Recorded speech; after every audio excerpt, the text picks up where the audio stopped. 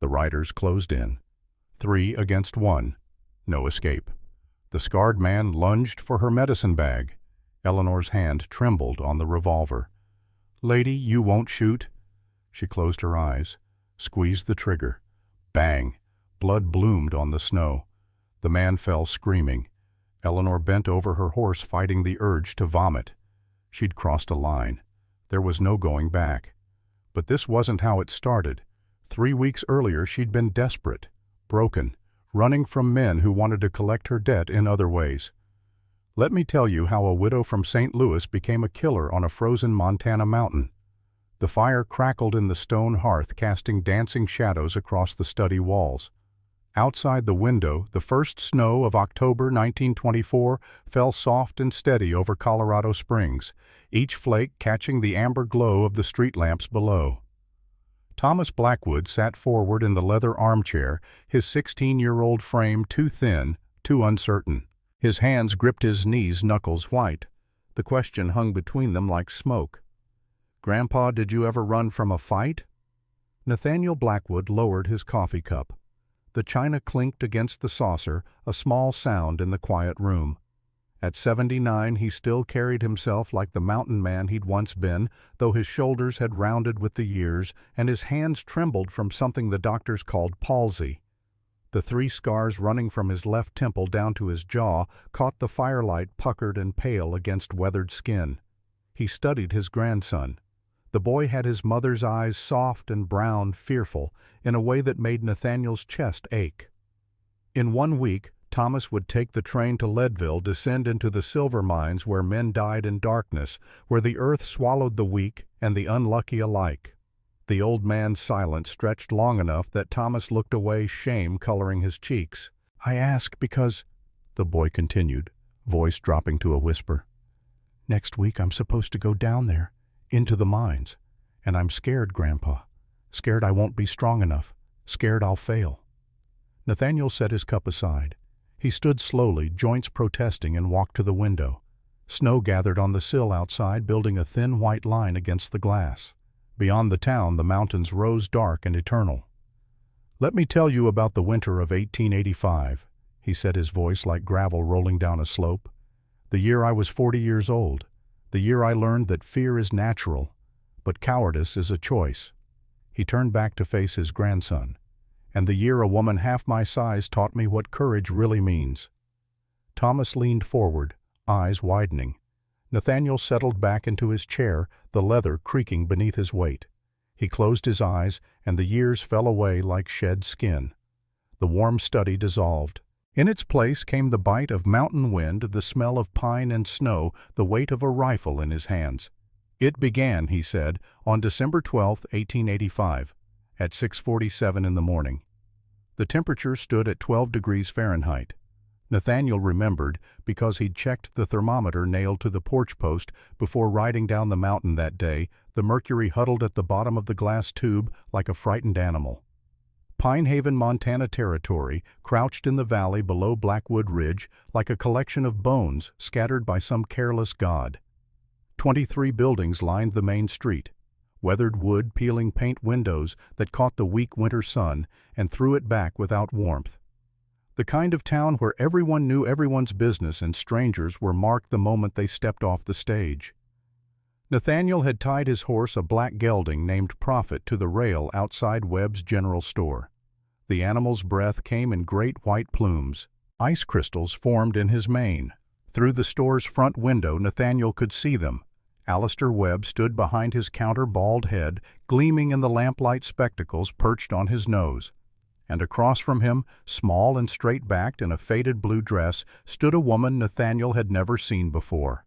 Her hair was dark, pinned up beneath a threadbare bonnet. Her hands, clutched around a carpetbag, were raw and red from cold. She spoke with quiet intensity, her breath forming small clouds in the unheated store. Nathaniel pulled the advertisement from his coat pocket. The paper had gone soft from handling the ink beginning to blur. He'd written it himself 3 weeks earlier, sent it to the employment office in Denver. "Wanted housekeeper, male preferred, hard work, $25 monthly. Contact N. Blackwood, Blackwood Ridge, Pine Haven, Montana Territory." 5 men had responded.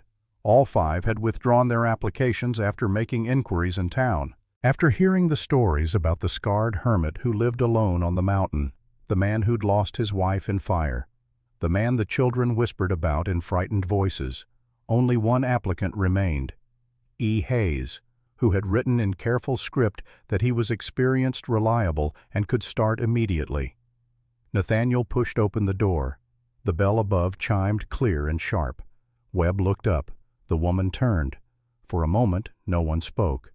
Maud Crowley, seated in the corner by the stove, set down her knitting. Her eyes went wide. "You're E. Hayes." Nathaniel's voice came out rougher than he'd intended, scraped raw by 4 years of speaking only to himself and his daughter. The woman straightened her spine. Up close, he could see she was perhaps 29, maybe 30. Pretty once before, hardship had carved hollows beneath her cheekbones and painted shadows under her eyes. But those eyes themselves, pale blue, like winter ice, met his without flinching. "Yes, sir." "Eleanor Hayes, I apologize for not clarifying in my letter that I'm well, that I'm a woman, but I assure you I can work as hard as any man you might have hired." Nathaniel felt the familiar tightening in his chest. A woman. He needed someone he could trust, not to talk, not to pry, not to discover what he kept hidden in the locked room on the 2nd floor. Men were easier. Men didn't notice things, didn't ask questions, didn't go where they weren't wanted. Women noticed everything. "No," he said, turning toward the door. "I need a man." "Mr. Blackwood, please." Something in her voice made him pause. Not desperation, though he could hear that too. Something harder. Something that reminded him of iron heated in a forge. "You signed a contract through correspondence," she continued. Her hand went to the carpet bag, produced a folded envelope. "I have it here. Room board and $25 monthly. I came all the way from St. Louis on your word." Maud Crowley's voice cut through the tension like a knife through cloth. "Save your breath, girl. That mountain's not fit for any woman. 3 housekeepers he's hired in 4 years. One came back down with his arm broke in 2 places, talking about wolves that walk on 2 legs. The other 2—" She paused for effect. "We never saw them again." Eleanor's face went pale, but she didn't look away from Nathaniel. Webb cleared his throat. "Mrs. Hayes, perhaps you should reconsider. There are other opportunities, surely." "There are not." The words came out flat, final. Eleanor's hands tightened on the carpet bag. "If I return to St. Louis, certain men will find me. Men I owe money to. Men who will take payment in other ways if I cannot produce cash." The silence that followed pressed down like a physical weight. Nathaniel studied her, really looked at her, saw the worn fabric of her dress mended in 3 places. The shoes too thin for Montana winter, with cardboard inserted in the soles to cover the holes. The way she held herself brittle as kindling, as if one wrong word might shatter her completely. He thought of Charlotte alone in the locked room, growing weaker each day, the medicine running low. How he couldn't leave her to buy supplies, couldn't trust anyone to care for her, couldn't let the world know she still lived. He thought of Victor Sterling circling like a vulture, waiting for the moment Nathaniel's strength finally failed. 1 week. He said the words surprising him even as he spoke them. 1 week to prove you can handle the work. You'll sleep in the storage room off the kitchen. You'll cook 3 meals daily. You'll clean chop wood, tend the horses, mend fences. You will not go into my study. You will not go upstairs to the 2nd or 3rd floors. The support beams were damaged in a fire 4 years back. The floors are rotted through. You go up there, you'll fall to your death, and I will not waste time burying you. Understood?" Eleanor nodded once, sharp and certain. "Understood. And if you cry, complain, or pry into matters that don't concern you, you'll walk back down this mountain on your own feet. No second chances." "I don't need second chances, Mr. Blackwood. I just need work." Maud Crowley shook her head slowly. Webb looked at Eleanor with something like pity. "My wagon's outside," Nathaniel said. "We leave now." The journey up the mountain took 2 hours. The wagon wheels cut deep grooves in the snow, the horses' hooves finding purchase on frozen ground. Nathaniel drove in silence, eyes fixed on the narrow road ahead. Eleanor sat beside him, clutching her carpet bag, saying nothing. The cold pressed in from all sides. Eleanor's breath came in short bursts, visible in the air between them. Her thin coat, suitable perhaps for Missouri winters, provided no protection against the Montana cold that could freeze skin in minutes, that turned breath to ice in the lungs. Nathaniel noticed but said nothing. She would learn or she would leave. It was that simple. The road climbed through dense forest pine trees, standing like silent sentinels, their branches heavy with snow. In places, the path narrowed to barely wider than the wagon itself, with sheer rock face on one side and a drop into darkness on the other. As they crossed a wooden bridge spanning a frozen creek, Eleanor's hands tightened on the carpetbag. Nathaniel saw her knuckles go white. She was remembering something. He could see it in the way her eyes went distant, focused on a scene only she could see. The hospital room in St. Louis 8 months ago. William Hayes on the narrow bed, his skin yellow with jaundice, his lungs filling with fluid. Tuberculosis, the doctor said. Nothing to be done but wait. William's hand thin as bird bones gripping hers, his voice barely a whisper. "Ellie, I'm sorry. The debts. I gambled it all. Mr. Finch will come for you. You have to run. Promise me you'll run." She'd promised. And 1 week after they buried William in Potter's Field, Horace Finch had arrived at her boarding house with 3 men, large men, men with dead eyes and knowing smiles. "Mrs. Hayes, you owe me $485. I'm a reasonable man. I'll accept payment in installments. Or," he'd paused, letting his gaze crawl over her like insects, "we can arrange alternative compensation." She'd fled that night with $6, her dead mother's silver hairbrush, a Bible, and 1 change of clothes. The wagon lurched over a rut in the road, snapping Eleanor back to the present. Ahead, breaking through the tree line, Blackwood Ranch emerged from the snow and shadow. It looked less like a home and more like a fortress. 3 stories of dark timber and stone built solid as a mountain itself. But something was wrong with it. The windows on the 2nd and 3rd floors had been boarded over from the inside, heavy planks visible through the glass. Only the ground floor showed any sign of life. A single column of smoke rose from the chimney gray against the white sky. 2 massive dogs appeared as the wagon approached, bounding through the snow. They looked more wolf than domestic animal. Gray and black fur, yellow eyes, teeth like daggers. They circled the wagon, barking with voices that sounded like thunder. Eleanor pressed back against the seat. "Down!" Nathaniel's voice cracked like a whip. The dogs stopped mid-bark. Their ears went flat. They retreated to the porch, watching with intelligent, wary eyes. Nathaniel climbed down from the wagon. He didn't offer to help Eleanor. She gathered her carpetbag and stepped down on her own, her worn shoes sinking into snow up to her ankles. "Those are Sarge and Shadow," Nathaniel said, unhitching the horses. "They'll kill a stranger without hesitation. Don't try to pet them. Don't try to feed them. Don't go near them unless I'm present. They answer to me and me alone." Eleanor nodded, throat too tight for words. Nathaniel led the horses toward the barn. "Come inside when you're ready. Don't dawdle. It's going to snow again before nightfall, and you'll want to see the layout before dark." He walked away, his limp more pronounced than it had been in town. Eleanor noticed for the first time how he favored his left leg, how his left shoulder sat slightly lower than his right. Burn scars, she realized. Whatever fire had damaged the house had damaged him as well. She stood alone in the yard, surrounded by snow and silence, and the 2 dogs watching her with unblinking eyes. This was her home now, her sanctuary, her prison. She picked up her carpetbag and followed Nathaniel Blackwood into the dark house. The interior matched the exterior, sparse, functional, clean, but joyless. The main room held a stone fireplace large enough to stand in, a worn sofa, a table, and 2 chairs. Rifle above the mantel, elk antlers on the wall. Everything built for use, nothing for comfort. Nathaniel led her through to the kitchen without pausing. A wood-burning stove, a basin for washing shelves lined with preserves and dry goods. A door in the corner stood ajar, revealing a small room barely larger than a closet. A narrow bed, a single blanket. "That's yours," Nathaniel said. "You'll find work clothes in the trunk at the foot of the bed. They belong to the last housekeeper." He was small for a man. They should fit you well enough." He moved to the kitchen table where a piece of paper lay weighted down by a coffee cup.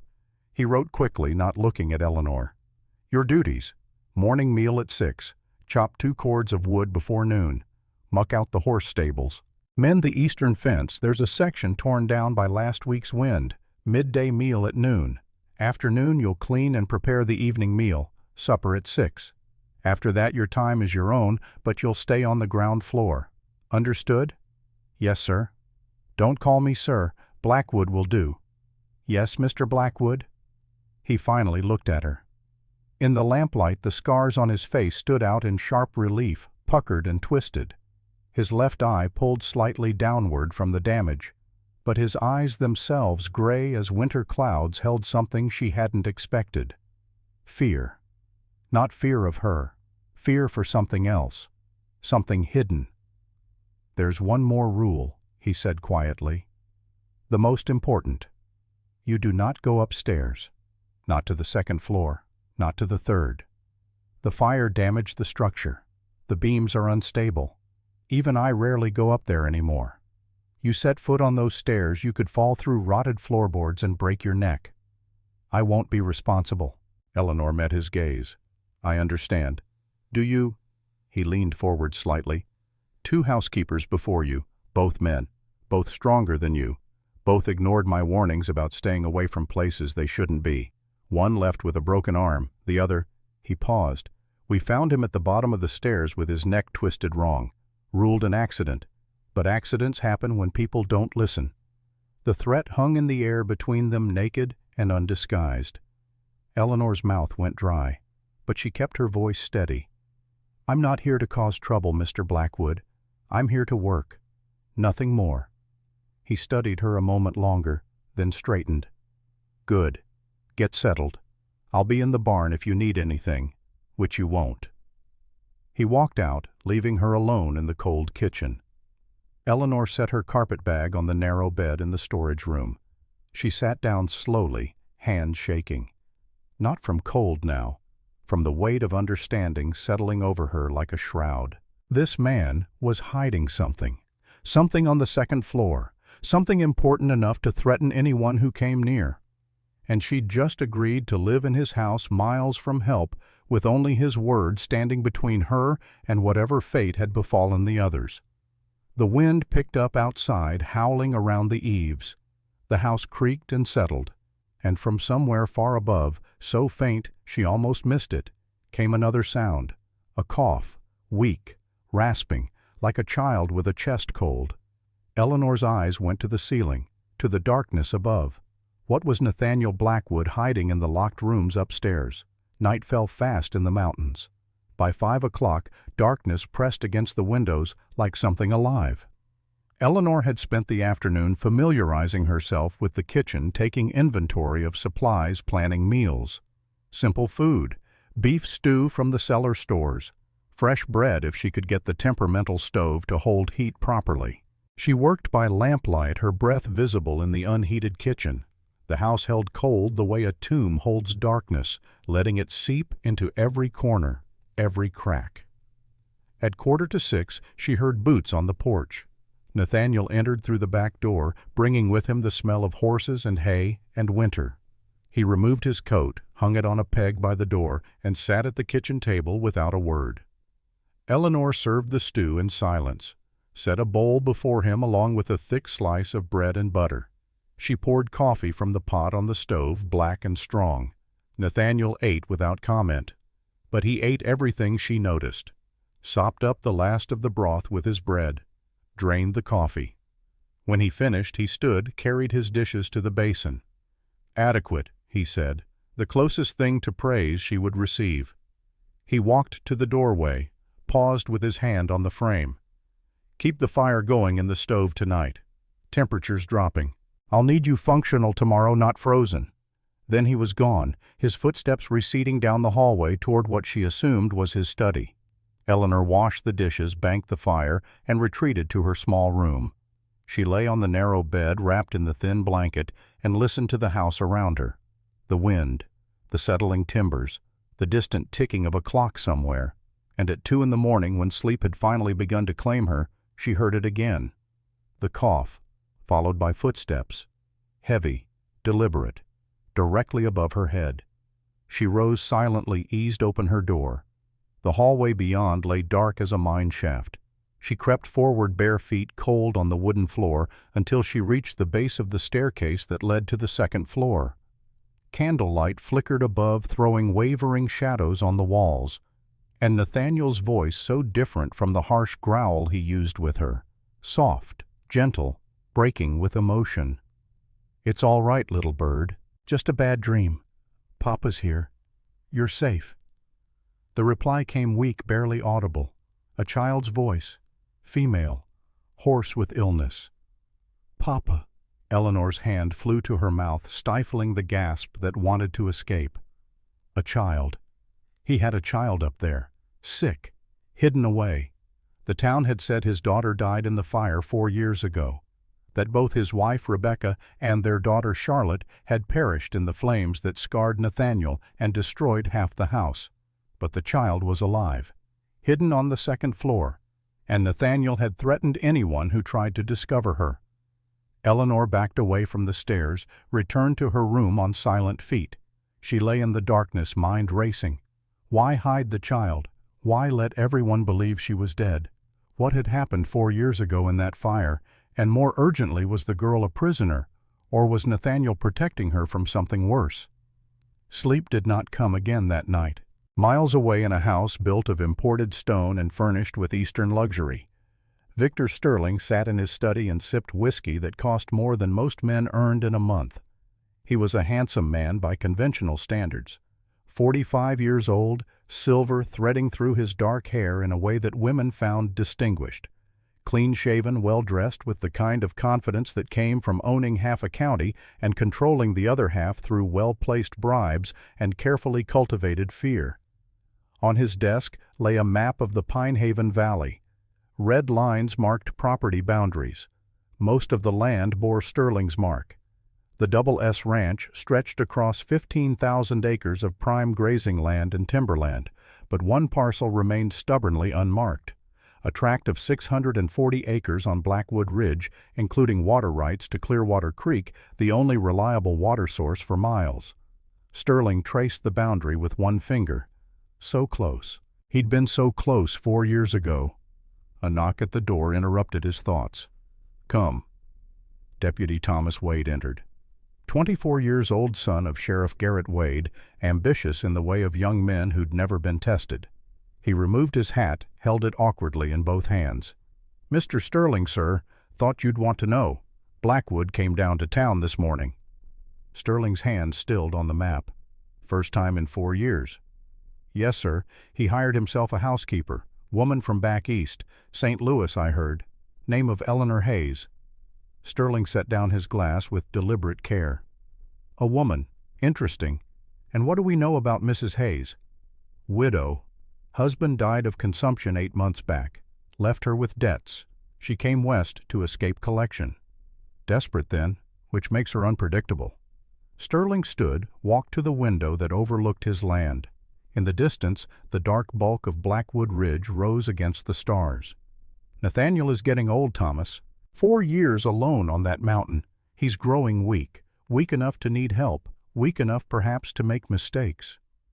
"You want me to do something about the woman?" "No." Sterling smiled, though it didn't touch his eyes. "I want you to watch and wait. Desperate people talk.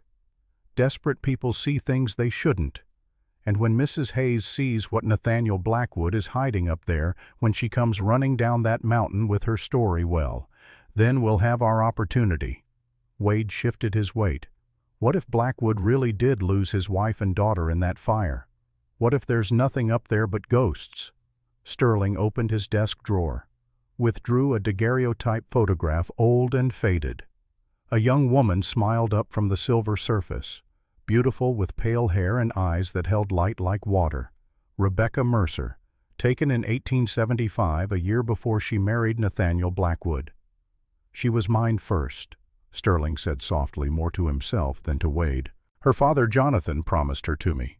We were to merge the Mercer and Sterling properties, create an empire. but she refused, said I loved power more than I loved her.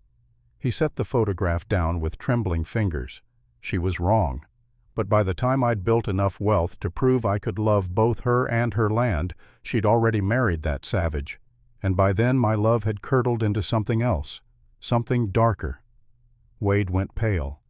Sir, that sounds like something you'll forget you heard if you value your position. Sterling's voice went cold. Rebecca is gone, but her legacy remains. Blackwood Ridge, 640 acres with water rights worth a fortune. And if her daughter somehow survived that fire, if Charlotte Blackwood is alive up in that house, then she's the legal heir, which makes her the only thing standing between me and what should have been mine from the beginning. He turned back to the window to the distant mountain. So we watch Mrs. Eleanor Hayes. We wait. And when the time comes, we finish what the fire started. Wade left his footsteps echoing down the hall. Sterling remained at the window, whiskey forgotten, staring into the darkness. The next morning came cold and clear. Eleanor woke before dawn, her body protesting the hard bed and thin blanket. She dressed in the work clothes from the trunk, heavy wool trousers and a flannel shirt that smelled faintly of tobacco and sweat. Too large in the shoulders, too long in the legs, but warm. In the kitchen she found Nathaniel already awake. He sat at the table with a cup of coffee studying a piece of paper covered in neat handwriting. He looked up when she entered. Dark circles shadowed his eyes. He looked older in the morning light, worn down by sleeplessness and something deeper. Your tasks for today.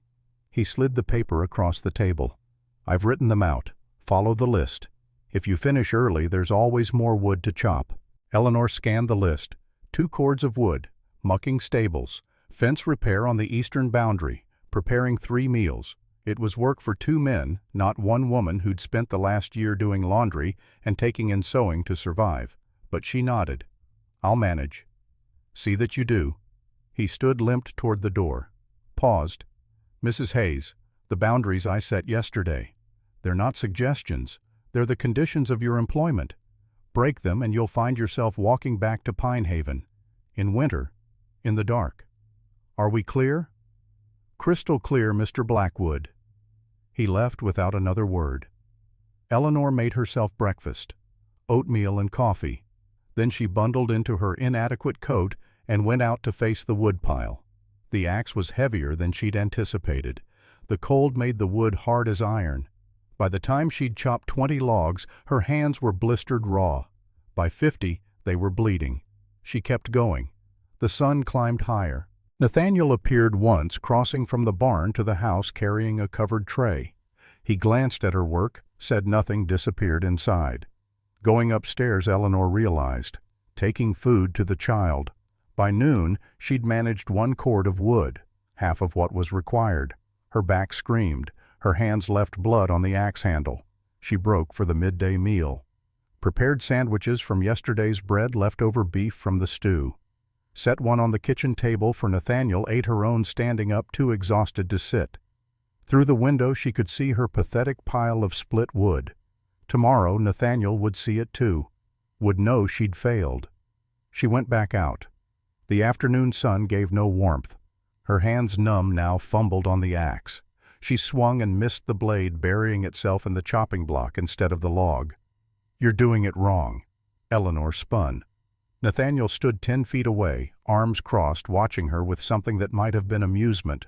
You're trying to split from the edge. You want to aim for the center. Let the grain do the work. He walked over, took the axe from her bloody hands, set a new log on the block, raised the axe high, brought it down with perfect precision. The log split clean down the middle. Like that. He handed the axe back to her, their fingers brushing for the briefest moment. His hand was warm despite the cold, calloused, strong. Thank you, Eleanor managed. Don't thank me, just learn. He walked away. But before he rounded the corner of the house, he called back. There's salve in the kitchen cupboard. 2nd shelf. For your hands. Use it tonight or they'll fester. Then he was gone. Eleanor stood alone with the axe breath steaming in the cold air. She set another log, raised the axe, aimed for the center. The log split clean. By evening she'd finished the second cord. Barely. Her entire body shook with exhaustion. But she'd done it. She mucked the stables by lamplight, gagging on the smell, but pushing through. The horses, two massive draft animals, and Nathaniel's black gelding watched her with patient eyes. When she finally staggered back to the house at 8 o'clock, 2 hours past the designated supper time, she found a bowl of stew waiting on the kitchen table, still warm, covered with a cloth. Nathaniel had made dinner. She sat and ate, too tired to wonder at this small kindness. When she finished, she washed her bowl, applied the salve to her bleeding hands, and collapsed on her narrow bed fully clothed. Sleep took her instantly, but at 2 in the morning she woke to the sound of coughing again, violent this time, desperate, and Nathaniel's voice breaking with fear. "Hold on, Charlotte. Please, little bird, hold on." The next 3 days followed the same brutal pattern. Wake before dawn, work until her body begged for mercy, fall into bed too exhausted to dream. But each night at 2 or 3 in the morning the coughing woke her, sometimes lasting only minutes, sometimes dragging on for an hour or more. Nathaniel was killing himself trying to care for the child alone. She could see it in the way his limp grew more pronounced, in the new lines etched around his eyes, in the way his hands shook when he thought no one was watching. On the 4th night, Eleanor's curiosity and concern finally overcame her caution. She waited until she heard Nathaniel's footsteps overhead, then crept from her room, made her way to the base of the stairs, climbed 3 steps, then 5. The boards creaked under her weight. She froze. Nathaniel's voice from above, sharp as a blade. "Who's there?" She should have run, should have retreated to her room. Instead, she answered, "It's Eleanor, Mr. Blackwood. I heard the coughing. I thought perhaps I could help." Silence, then footsteps approaching the stairs. Nathaniel appeared at the top landing, silhouetted against candlelight behind him. His face was in shadow, but she could feel the fury radiating from him like heat from a fire. "I told you, never come upstairs. I only wanted to. Get down, now." Eleanor descended. Nathaniel followed, taking the steps slowly, favoring his left leg. When he reached the bottom, he was trembling. With rage, she thought at first, but then she saw his eyes. Not rage, terror. "Mr. Blackwood," she said quietly, "I know there's a child up there. I know she's sick. I'm not here to cause you trouble, but if you need help—" "You know nothing." His voice came out strangled. "Nothing about what's at stake. Nothing about what I'm protecting her from." Her. He closed his eyes. A single tear tracked down his scarred cheek. When he opened them again, they held such pain that Eleanor's breath caught. "My daughter, Charlotte. She's 9 years old. She has lung damage from smoke inhalation 4 years ago. She can barely breathe, can't walk, can't speak above a whisper." His voice broke. "And the town thinks she's dead. They have to keep thinking that. Because if Victor Sterling finds out she survived, he'll finish what he started." Eleanor's hand went to her throat. "The fire. It wasn't an accident." "No. Sterling wanted this land. Wanted it enough to kill for it. The fire was meant to drive us out, maybe kill us all. Rebecca, my wife, she didn't make it. But I got Charlotte out. Barely." He touched the scars on his face. "The town saw the fire, saw the damage. When I told them both my wife and daughter died, they believed me. Had to believe me. Because as long as Charlotte is dead, Sterling has no legal claim to this property, but if she's alive, she's the heir, and he'll kill her to clear the title." Eleanor processed this mind racing. "That's why you've been so isolated, why you hide her." "She's all I have left. I won't lose her." He looked at Eleanor with naked desperation. "So now you know. You can leave if you want. Take your pay for the week and go. Or you can stay and keep silent. But if you breathe a word of this in town, if Sterling finds out, her blood will be on your hands." Eleanor thought of her own daughter, Sarah, dead at 4 years old from scarlet fever, while Eleanor worked 3 jobs trying to afford medicine that never came. She thought of holding that small body still warm, but no longer breathing. the weight of failure that never left. She looked up at Nathaniel. "I'll stay, and I'll help, but on one condition." He stiffened. "What condition?" "I meet her. If I'm going to help keep her alive, I need to see what we're dealing with." Nathaniel studied her for a long moment. Then slowly he nodded. "Follow me. And remember, she frightens easily. She hasn't seen anyone but me in 4 years." He led her up the stairs. The second-floor hallway stretched dark and cold. Doors lined both sides, all closed. At the third door on the left, Nathaniel paused, pulled a key from his pocket, unlocked not a simple latch but a heavy iron bolt. "This isn't to keep her in," he said quietly. "It's to keep the world out." He opened the door. The room beyond glowed with firelight from a small hearth. Carved wooden animals scattered across the floor, horses and bears and wolves, each one detailed and perfect. Books. A child's drawings pinned to the walls, and in a 4-poster bed buried under quilts, a small figure. Charlotte Blackwood was tiny, 9 years old but small for her age, malnourished despite her father's best efforts. Her hair, once golden like her mother's, hung limp and tangled. Her skin held the translucent quality of the chronically ill blue veins visible beneath the surface. She had her father's gray eyes, but where his held hardness earned through suffering, hers held only fear. When she saw Eleanor, she tried to sit up. Only her left arm responded.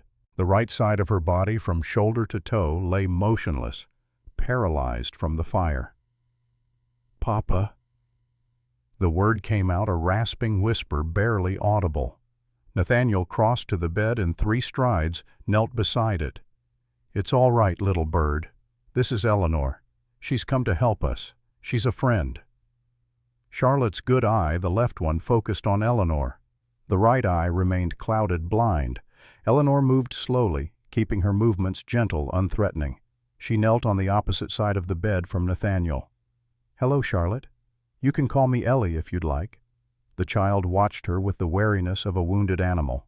Then with her working hand she reached out and touched Eleanor's sleeve, felt the fabric between her fingers.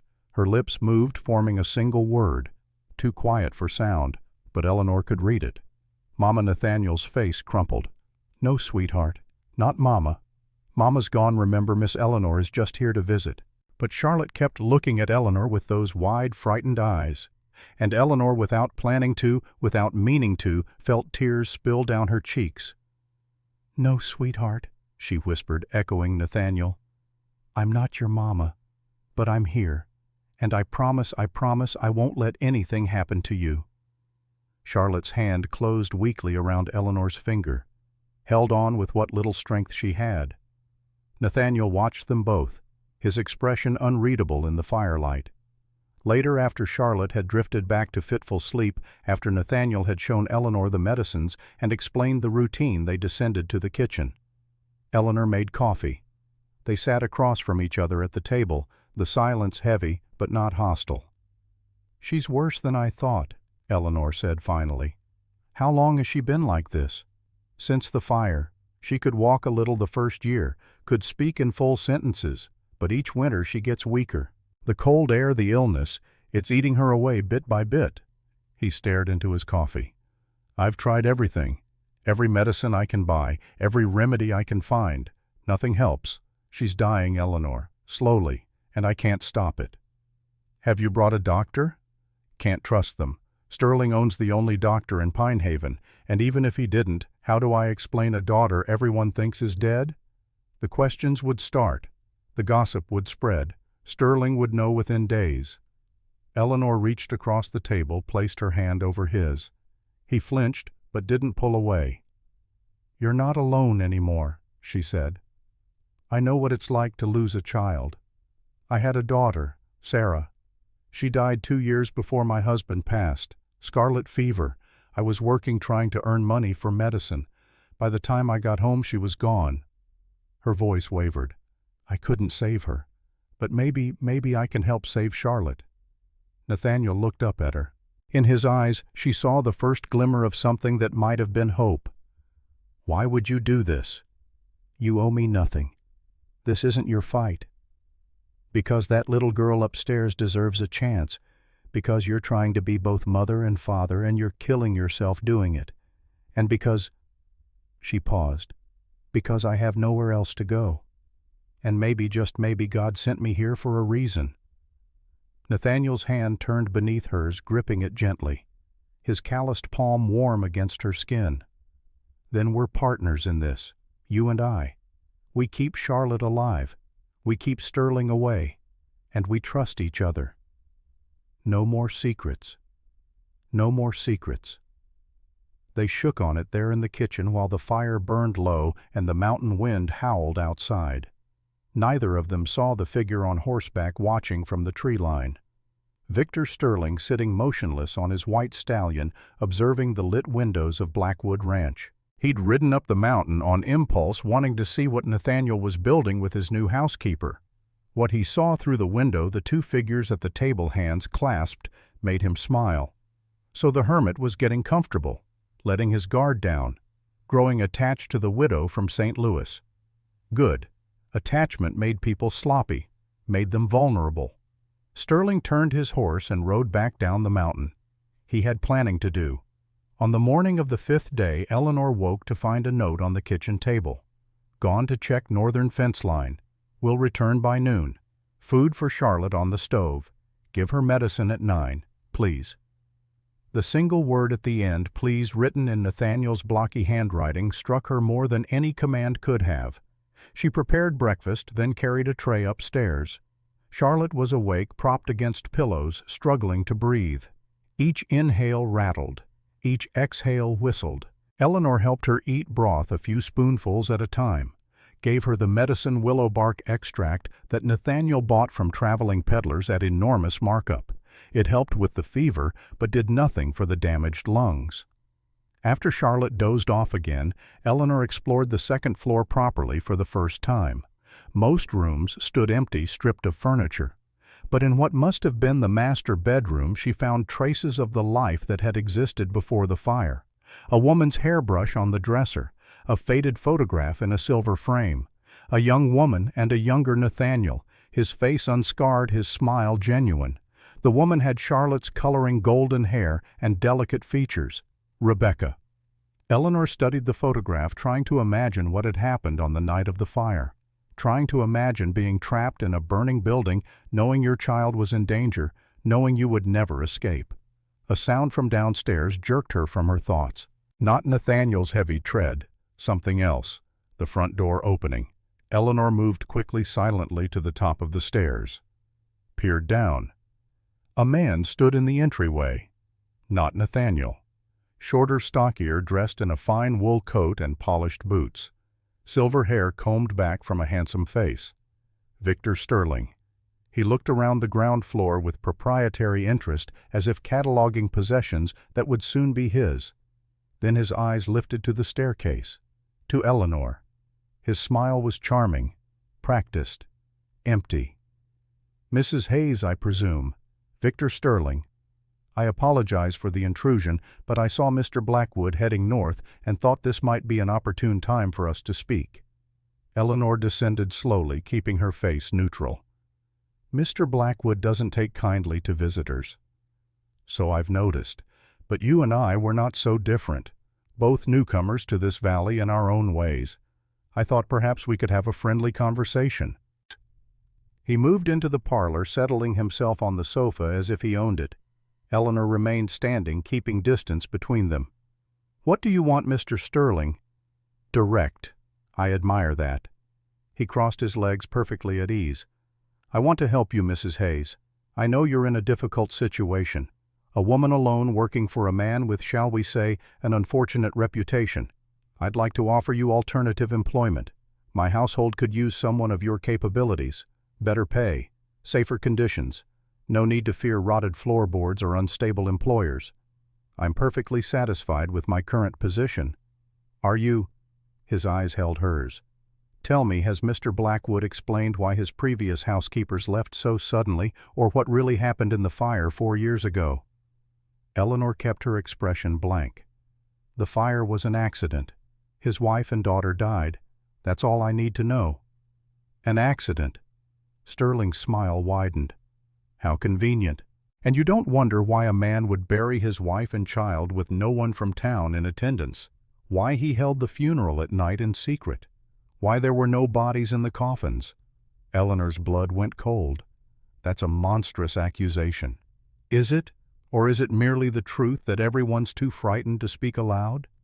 He stood, moved closer. Rebecca Blackwood was the daughter of Jonathan Mercer, who owned half this valley. When she married Nathaniel, those holdings passed to him. When she died, they should have gone to auction open to public sale. But Nathaniel claimed his daughter survived, became the heir, kept the land by technicality. Then she did survive. Did she? Have you seen this miraculous survivor? Or has Nathaniel simply told you she exists, tucked away on some forbidden floor where you're not allowed to look? The lie came easily to Eleanor's lips. I haven't seen anyone, just Mr. Blackwood and myself. Sterling studied her face, looking for cracks in the facade. You're loyal, that's admirable, but loyalty to the wrong man will get you killed, Mrs. Hayes. Think on that. He walked to the door, paused with his hand on the frame. When you're ready to leave this place, come find me. My offer stands, and believe me, you'll want to take it, before it's too late. Then he was gone, riding away on his white horse, leaving Eleanor shaking in the empty parlor. She ran upstairs, checked on Charlotte. Still sleeping, thank God. Sterling hadn't discovered her, but his words burrowed into her mind like splinters. No bodies in the coffins, secret funeral. What if Nathaniel was lying about more than just Charlotte's survival? What if there was something darker hidden here? When Nathaniel returned that afternoon, Eleanor met him at the door. Sterling was here. Nathaniel went rigid. Did he come inside? Yes, he offered me a job, tried to convince me you were dangerous, that the fire was suspicious, that there were no bodies in the coffins you buried. Nathaniel's jaw clenched. And do you believe him? Eleanor looked at him, really looked, saw the fear in his eyes, the exhaustion in the lines of his face, the way his hands trembled slightly when he wasn't working. No, she said. I don't, but I need you to tell me the truth about the funeral. Nathaniel sighed, moved past her into the house, sat heavily at the kitchen table. There were no bodies in the coffins, he admitted. Rebecca's body burned beyond recognition. The doctor at the time, old Doc Harrison, he understood, helped me bury empty caskets to give the town something to mourn over. As for Charlotte, well, I couldn't very well have an open casket showing a very alive child, could I? Why not take her away? Start over somewhere. Sterling couldn't find you. I tried. The first year I made it as far as Helena before Charlotte collapsed. The journey was too much for her damaged lungs. The cold, the jostling of the wagon, it nearly killed her. I realized then that moving her would be murder. So I brought her back, built her a sanctuary here, kept her hidden, kept her alive. He looked up at Eleanor. I know how it sounds. I know what Sterling's trying to make you think. But I swear to you on whatever's left of my soul, I'm not keeping Charlotte prisoner. I'm keeping her safe. There's a difference. Eleanor pulled out a chair, sat across from him. I believe you. But Sterling's not going to stop. He's going to keep pushing, keep probing until he finds a way in. I know. Nathaniel's voice was hollow. I've always known. I'm just trying to keep her alive long enough to, I don't know, for a miracle, I suppose. Eleanor reached across the table, took his hand. This time he didn't flinch, his fingers interlaced with hers, holding tight. Then we'll pray for a miracle, she said. And while we're waiting, we'll fight like hell to keep her breathing. Nathaniel's eyes met hers. In them she saw gratitude, fear, and something else, something that made her heart beat faster. Eleanor Hayes, he said quietly, I think you might be the best thing that's happened to this house in 4 years. She smiled, sad, but genuine. I think you might be giving me too much credit, Nathaniel Blackwood. I don't think I am. The days that followed fell into a rhythm as steady as a heartbeat, as necessary as breathing. Eleanor rose before dawn, stoked the kitchen fire, prepared breakfast, while the stars still hung cold and bright above the mountain.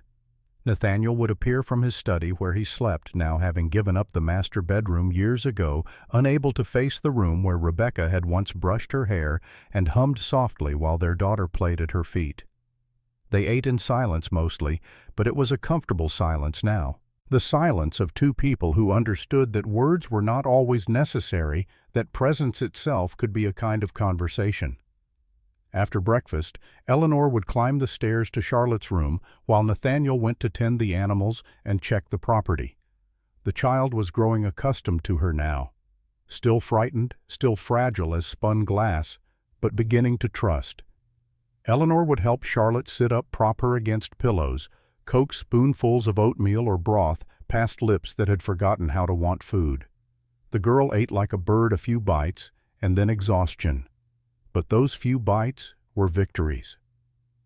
On the 8th morning, Eleanor arrived with breakfast to find Charlotte awake, her good hand moving across a piece of paper. Drawing. Eleanor set the tray down carefully and moved closer. The drawing showed 3 figures: a tall man with broad shoulders, a woman in a dress, and a small girl between them holding both their hands. Above the figures in shaky lettering that showed how hard Charlotte had concentrated a single word: family. Eleanor's throat tightened. She sat on the edge of the bed, careful not to jostle the weak frame. "Is that what we are?" she asked softly. "A family." Charlotte looked up at her with that single clear gray eye, nodded once. Eleanor pulled the child gently into her arms, feeling the bird-bone fragility, the trembling breath. "Then we'll be the best family we can be, sweetheart. I promise." In town, 12 miles down the mountain, Victor Sterling sat across from Sheriff Garrett Wade in an office that smelled of tobacco and corruption. The sheriff was a large man, gone soft with age, and bribes his gut straining against his vest, his eyes small and mean. "You're certain she went to Webb's store?" Sterling asked, swirling whiskey in a cut crystal glass. Too early for drinking by most standards, but Sterling lived by his own rules. "Positive. 3 days ago. Asked for laudanum willow bark coltsfoot. Medical supplies." Wade shifted in his chair, which creaked beneath his weight. "Webb turned her away, like you instructed." "And her reaction?" "Desperate. Near tears," my deputy said. "She tried to argue, said it was for Blackwood's injuries from work. But Webb held firm." Sterling smiled, the expression holding no warmth. "So the mountain man is injured, or someone in that house is sick enough to need medicine. Interesting." He stood, walked to the window overlooking Pine Haven's main street. Snow fell in lazy spirals, gathering in the corners and along the boardwalk. A few townspeople hurried past, collars turned up against the cold. "I want you to spread the word, Garrett. Any merchant who sells to Blackwood or his housekeeper loses my business. All of it. Groceries, grain for the livestock, lamp oil, everything. They're to be cut off completely." Wade frowned. "That'll cause hardship, Victor. Man's got to eat." "A man who's desperate makes mistakes. And when Nathaniel Blackwood makes his mistake, when he comes down that mountain begging for help, we'll be waiting with very specific terms." Sterling turned from the window. "I'm a patient man, Garrett. I've waited 4 years. I can wait a few more weeks. But my patience is not infinite." After the sheriff left, Sterling remained at the window watching the snow fall and thinking of Rebecca. She'd loved snow, would stand on their porch before she'd chosen Blackwood over him and catch flakes on her tongue like a child, laughing with pure joy. He'd offered her everything: wealth, position, a future built on the combined power of the Sterling and Mercer names. But she'd chosen a penniless marshal with rough manners and rougher prospects. The rejection had burned worse than any physical wound. And when Jonathan Mercer died, leaving his land holdings to Rebecca, then to Nathaniel through marriage, Sterling's humiliation became public knowledge. The woman he'd wanted had married down, had chosen poverty over him. The fire had been meant to drive them away. Nothing more. A warning, a bit of property damage to encourage Nathaniel to sell and move on. Sterling had hired men, paid them well, told them to be careful. But fires were unpredictable, and men, especially men paid to commit arson, were often careless. When the news came that Rebecca had died, Sterling had felt something crack open inside his chest. Not triumph, horror. He'd wanted to punish her for rejecting him, yes, but he'd never wanted her dead, never wanted that. The daughter's reported death had been a footnote to his grief. He barely remembered the child. His focus had been entirely on Rebecca. But now, 4 years later, suspicion gnawed at him like a rat in the walls. The secret funeral. Nathaniel's isolation. The medical supplies. What if Charlotte had survived? And if she lived, she stood between Sterling and the land that should have been his from the beginning. He would not make the same mistake twice. This time, there would be no half measures, no hired men who might bungle the job. This time, he would handle it personally. 3 days later, Eleanor made her decision. The medicine was running dangerously low. Charlotte's cough had worsened, bringing up blood-flecked phlegm that stained the handkerchiefs Eleanor used to wipe the girl's mouth. Nathaniel's face grew more drawn each day, the shadows under his eyes darkening to bruises. They needed help, real help. Eleanor waited until Nathaniel was checking the northern fence line, then saddled the smaller of the draft horses, a gentle mare named Patience. She'd been practicing riding in the corral behind the barn, teaching herself through trial and considerable error. Now she swung herself into the saddle with only moderate clumsiness and turned the mare's head toward town. The journey down took an hour and a half, following the wagon road through dense forest. The temperature hung just below freezing cold enough to make her breath visible, but not cold enough to freeze the roads into impassable ruts. Pine Haven looked smaller in daylight than it had on her arrival, more tired. The buildings leaned slightly as if contemplating collapse. Few people moved on the streets. Eleanor tied Patience outside Webb's general store and entered with her head high and her heart hammering against her ribs. Alistair Webb looked up from his ledger. His face, already pale, went paler when he saw her. "Mrs. Hayes, I'm afraid I can't serve you." "I have money, Mr. Webb. Surely you can sell to anyone with coin." "It's not about money." He glanced toward the window nervously. "Mr. Sterling has made his position clear. Anyone who sells to the Blackwood household will lose his patronage, and his patronage represents 60% of my business. I can't afford to cross him. I'm sorry." Eleanor's hands clenched on the counter. "This isn't supplies for comfort, Mr. Webb. This is medicine. For a sick child." Webb's eyes widened fractionally. "A child Blackwood's daughter is—" He caught himself. But too late. Eleanor saw the wheels turning behind his spectacles. Before she could respond, the door opened. A young man entered, removing his hat to reveal sandy hair and honest eyes. He wore a deputy's badge pinned to his coat. "Mrs. Hayes." His voice was quiet, urgent. "I'm Deputy Jim Lawson. Could I speak with you outside?" Eleanor followed him into the cold. Jim led her around the side of the building into the narrow alley between the store and the blacksmith shop. "You need medicine for Charlotte Blackwood." It wasn't a question. Eleanor's blood froze. "I don't know what you—" "Please don't lie to me, ma'am. I know she's alive. I was one of the first to arrive at the fire 4 years ago. I saw Nathaniel carry her out of the burning house, saw her breathing, coughing. He begged me to keep silent, said her life depended on it. And I have. For 4 years I've kept his secret." "Why are you telling me this?" Jim looked around, ensuring they were alone. "Because Sterling is planning something. I can feel it. He's been asking questions, watching the road to Blackwood Ridge. My father, the sheriff, he's in Sterling's pocket. But I'm not. I don't have much power, but I can help where I can." He pulled a slip of paper from his pocket. "There's a woman, Martha Singing Crow. She lives on the Crow Reservation, 15 miles east of here. She's a healer, knows more about medicine than any white doctor in the territory. If anyone can help Charlotte, it's her." Eleanor took the paper, studying the crude map. "Why would she help us?" "Because Nathaniel's father once saved her life. She told me years ago that she owed the Blackwood family a debt. This would be her chance to repay it." He met Eleanor's eyes. "But be careful. The road to the reservation crosses through land Sterling controls. If his men see you, they'll know something's wrong." "I'll be careful. One more thing." Jim's voice dropped even lower. When this comes to a head, when Sterling makes his move, you'll need witnesses, people who'll testify to the truth. I'll be one of them. I'm tired of letting fear keep me silent." Eleanor clasped his hand. "Thank you, Deputy Lawson. Your courage might save a little girl's life." "Let's hope so, ma'am. Let's hope so." The journey to the Crow Reservation took Eleanor through country she'd never seen. The trees grew thicker here, the snow deeper. Several times she lost the trail and had to backtrack, following Jim's map and her own increasingly unreliable instincts. By the time she saw the first dwellings, teepees, and log structures scattered in a clearing, the sun had begun its descent toward the western peaks. She'd been traveling for nearly 3 hours. A group of children playing in the snow stopped to stare at her. An old man splitting wood straightened his weathered face, impassive. No one spoke.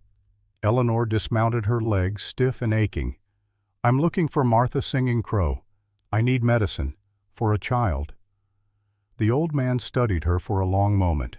Then he pointed toward a larger structure at the edge of the settlement. Martha Singing Crow sat before her fire, grinding herbs in a stone mortar. She was ancient, her face a map of wrinkles, her hair white as the snow outside. But her hands moved with steady precision, and her eyes, when they lifted to Eleanor, were sharp and clear. "You come for the Blackwood child." Her English was accented but fluent. "Jim Lawson send word by runner yesterday. He say white woman help Nathaniel's daughter." Eleanor's surprise must have shown on her face. Martha smiled, revealing gaps where teeth had been. "We have our ways of knowing things, faster than white man's telegraph sometimes." She gestured to a stool. "Sit.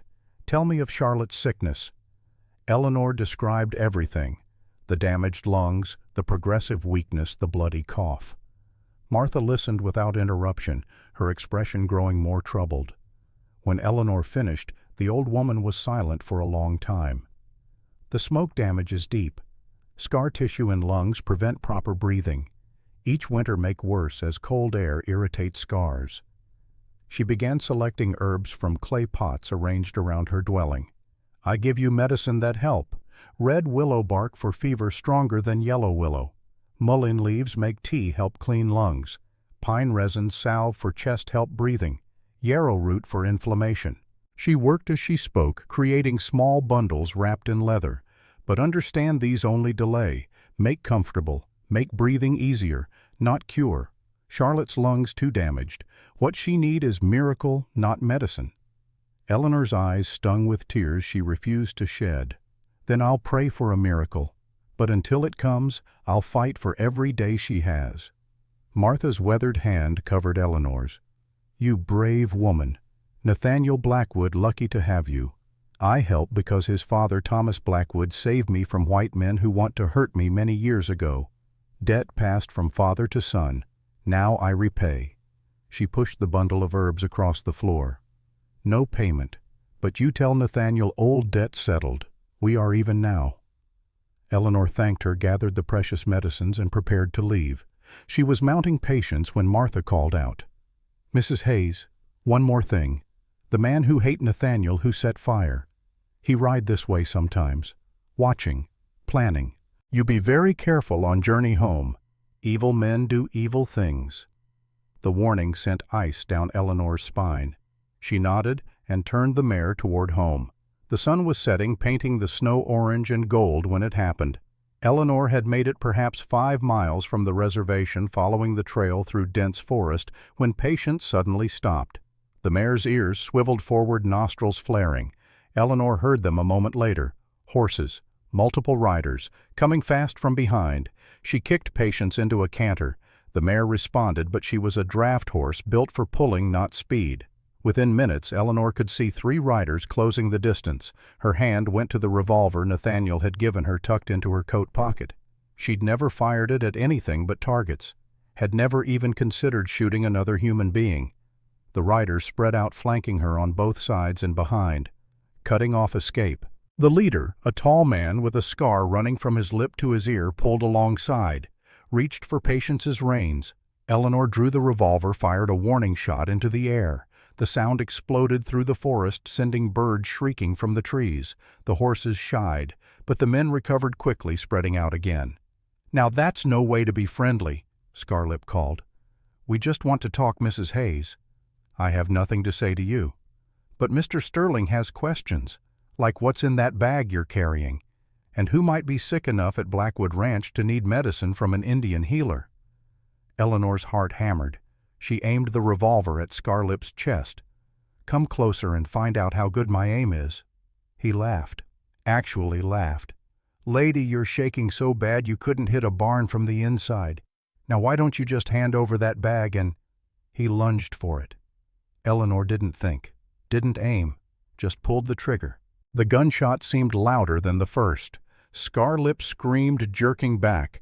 Blood bloomed on his thigh, spreading across his pants in a dark stain. He fell from his horse, hitting the snow hard. His companions froze, staring at Eleanor with new wariness. Eleanor stared too at the smoking gun in her hand, at the man writhing in the snow, at the blood. She'd shot someone, actually shot another human being. Her stomach heaved. She bent over Patience's neck, fighting the urge to vomit. One of the other men dismounted, moved toward his wounded companion. The third kept his eyes on Eleanor, but made no move to approach. "You're going to regret this, bitch," Scarlip gasped through gritted teeth. "Sterling's going to hear about this, and then what?" Eleanor's voice came out steadier than she felt. Harder. "Tell him I defended myself. Tell him I'll do it again, and next time I won't aim for the leg." She kicked Patience into motion, riding past the three men. None of them tried to stop her, but as she disappeared into the trees, she heard Scarlip's voice, weak but venomous. "He'll kill you for this. Kill you and that crippled brat and the mountain man. You're all dead. You just don't know it yet." Eleanor rode until the voices faded. Then she stopped, dismounted, and was sick in the snow. She'd crossed a line. There was no going back now. By the time she reached Blackwood Ridge, full dark had fallen. The house windows glowed with lamplight, looking almost welcoming against the vast darkness of the mountain. Nathaniel was on the porch before she'd even dismounted. He pulled her down from the horse, his hands on her arms, his eyes wild with fear and fury. "Where the hell were you? I came back and you were gone. No note, no explanation. I thought—" He stopped, seeing her face, seeing the blood on her coat. "Christ, what happened?" "Sterling's men. They ambushed me on the way back from the reservation. I shot one of them." Nathaniel went very still. "You shot someone?" "In the leg. He'll live. But they know Nathaniel. They know I was getting medicine for someone at the ranch. It won't take Sterling long to figure out who." Nathaniel pulled her toward the house. Inside, the warmth hit her like a physical force. He sat her by the kitchen fire, poured brandy into a cup, pressed it into her shaking hands. "Drink." She drank. The alcohol burned down her throat, settled hot in her stomach. "Now tell me everything." She told him. Webb's refusal, meeting Jim Lawson, the journey to Martha Singing Crow, the herbs and medicines, the ambush, the gunshot. When she finished, Nathaniel sat heavily in the chair across from her. For a long moment he said nothing, just stared into the fire, jaw working. "You could have been killed," he said finally. "Sterling's men don't play games. If they'd wanted to, they could have—" "I know what they could have done, but they didn't. And we have medicine now. Medicine that might help Charlotte." "At what cost?" "Now Sterling knows for certain something's happening here. Knows we're desperate enough to risk trips to the reservation. He'll escalate. He'll— let him." Eleanor set down the cup, her hands still trembling but her voice steady. "Let him come. We'll be ready." Nathaniel looked at her. Really looked.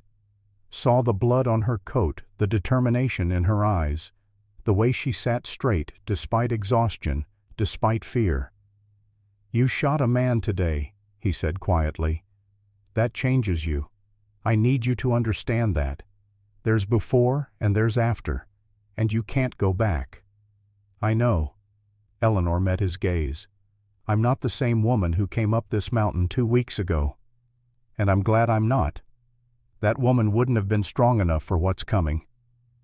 Nathaniel stood cross to her, knelt before her chair. His scarred hands covered hers. "Eleanor Hayes, you're either the bravest woman I've ever met or the most foolish. Can't I be both?" The corner of his mouth twitched, almost a smile. "I suppose you can at that." He helped her stand. "Come on, Charlotte needs her medicine, and you need to see that your journey wasn't for nothing." They climbed the stairs together. Charlotte was awake, propped against pillows, struggling for each breath. Her lips had taken on a bluish tint. Nathaniel's face went white. "She's worse. The cold air, the stress, I don't—" "Hush." Eleanor was already opening the leather bundle, selecting the mullein leaves. "Boil water. We're making tea." For the next hour they worked in tandem. Eleanor prepared the mullein tea, coaxing it past Charlotte's lips a spoonful at a time. Nathaniel mixed the pine resin salve, rubbing it gently on the girl's thin chest. The yarrow root tea came next, then a cool compress of red willow bark for the fever. Slowly, gradually, Charlotte's breathing eased. The blue tint faded from her lips. Her eyes, which had been glazed with pain, began to clear. When she finally slept, truly slept, instead of the fitful half-consciousness that usually claimed her, Eleanor sagged against the wall. Nathaniel caught her before she slid to the floor, lifted her as if she weighed nothing, carried her down to the kitchen. He set her in a chair, began making coffee without asking if she wanted it. The domesticity of the moment struck Eleanor as absurd. Hours ago she'd shot a man. Now she sat in a warm kitchen while someone made her coffee. "Nathaniel." He turned. "Yeah. I need you to teach me to shoot properly, not just targets. I need to know how to defend myself, defend this house, defend Charlotte." He studied her for a long moment, then nodded. "Tomorrow. We'll start at dawn." The coffee finished brewing. He poured 2 cups, sat across from her. They drank in silence, listening to the wind howl around the eaves. Finally Eleanor spoke. "What happens now?" "Now." Nathaniel's laugh was bitter. "Now we prepare. Sterling won't wait long. He'll send more men or come himself. We board up the windows, stock ammunition, turn this house into a fortress. And if that's not enough, then we fight, and we pray that God hasn't completely abandoned us." Eleanor reached across the table. Nathaniel took her hand without hesitation. "He hasn't," she said softly.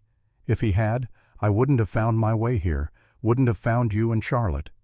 Nathaniel's eyes glistened in the lamplight. "I'm starting to believe that might be true." They sat like that, hands joined across the scarred wood until the fire burned low and the house grew cold. Neither of them saw the letter that had been slipped under the front door while Eleanor rode home. Didn't find it until morning. When Nathaniel picked it up, his face went gray. Eleanor read over his shoulder. The handwriting was elegant, educated. The message brutally simple. "I know she lives. You have 7 days to sign over Blackwood Ridge and leave Montana. Refuse and I'll finish what the fire started. This time there will be no survivors. Victor Sterling." Nathaniel crumpled the paper in his fist. 7 days. "Then we have 7 days to get ready." Eleanor's voice held a steel she hadn't known she possessed. "And when Sterling comes, he'll find we're not the easy victims he expects." Over the next 6 days, Blackwood Ranch transformed. Nathaniel and Eleanor worked from dawn until well past dark, driven by desperation and determination. They boarded the first-floor windows from the inside, leaving only narrow slits for shooting. Nathaniel showed Eleanor how to load and fire the Winchester rifle, how to sight down the barrel, how to breathe and squeeze rather than jerk the trigger.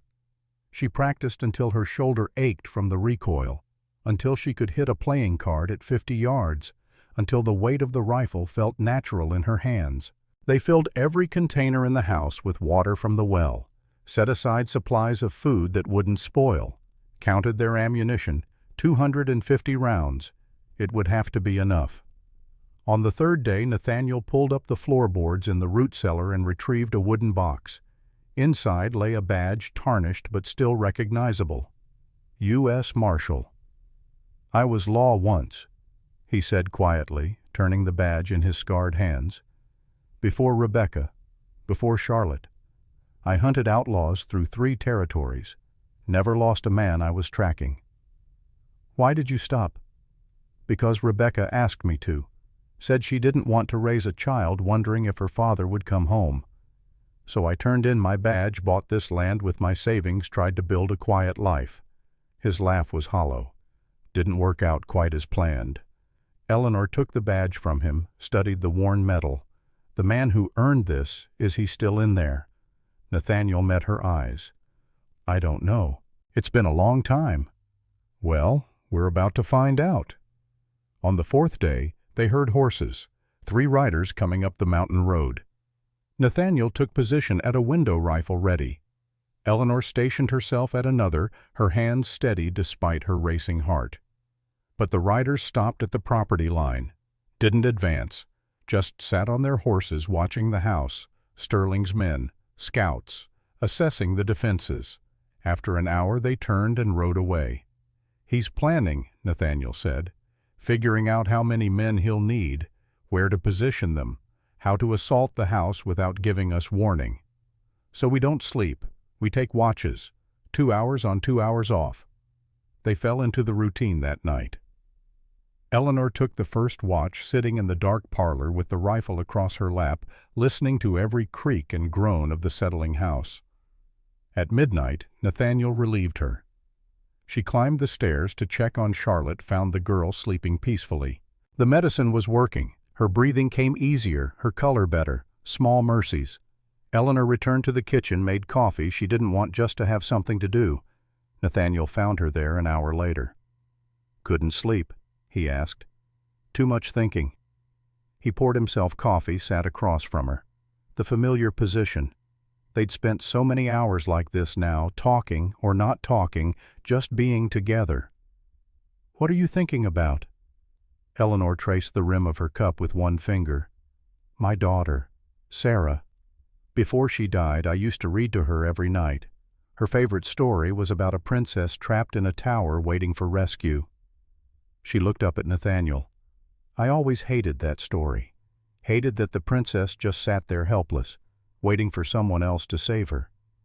Eleanor. I'm not waiting anymore, Nathaniel, for rescue or miracles or justice. I'm done waiting. When Sterling comes, I'm going to fight. And if I die fighting, at least I'll die on my feet instead of on my knees. Nathaniel reached across the table, cupped her face in his scarred hand, thumb brushing her cheek. You're not going to die. Neither of us are. We're going to survive this. We're going to keep Charlotte safe.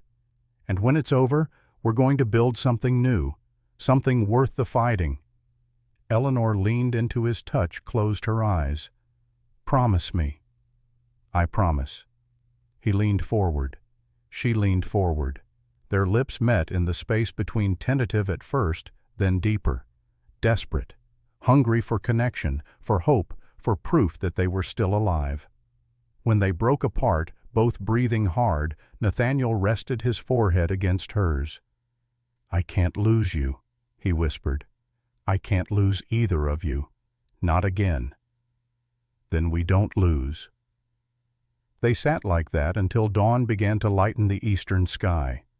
Then by unspoken agreement, they rose and prepared for another day of waiting. On the 6th day, the water stopped.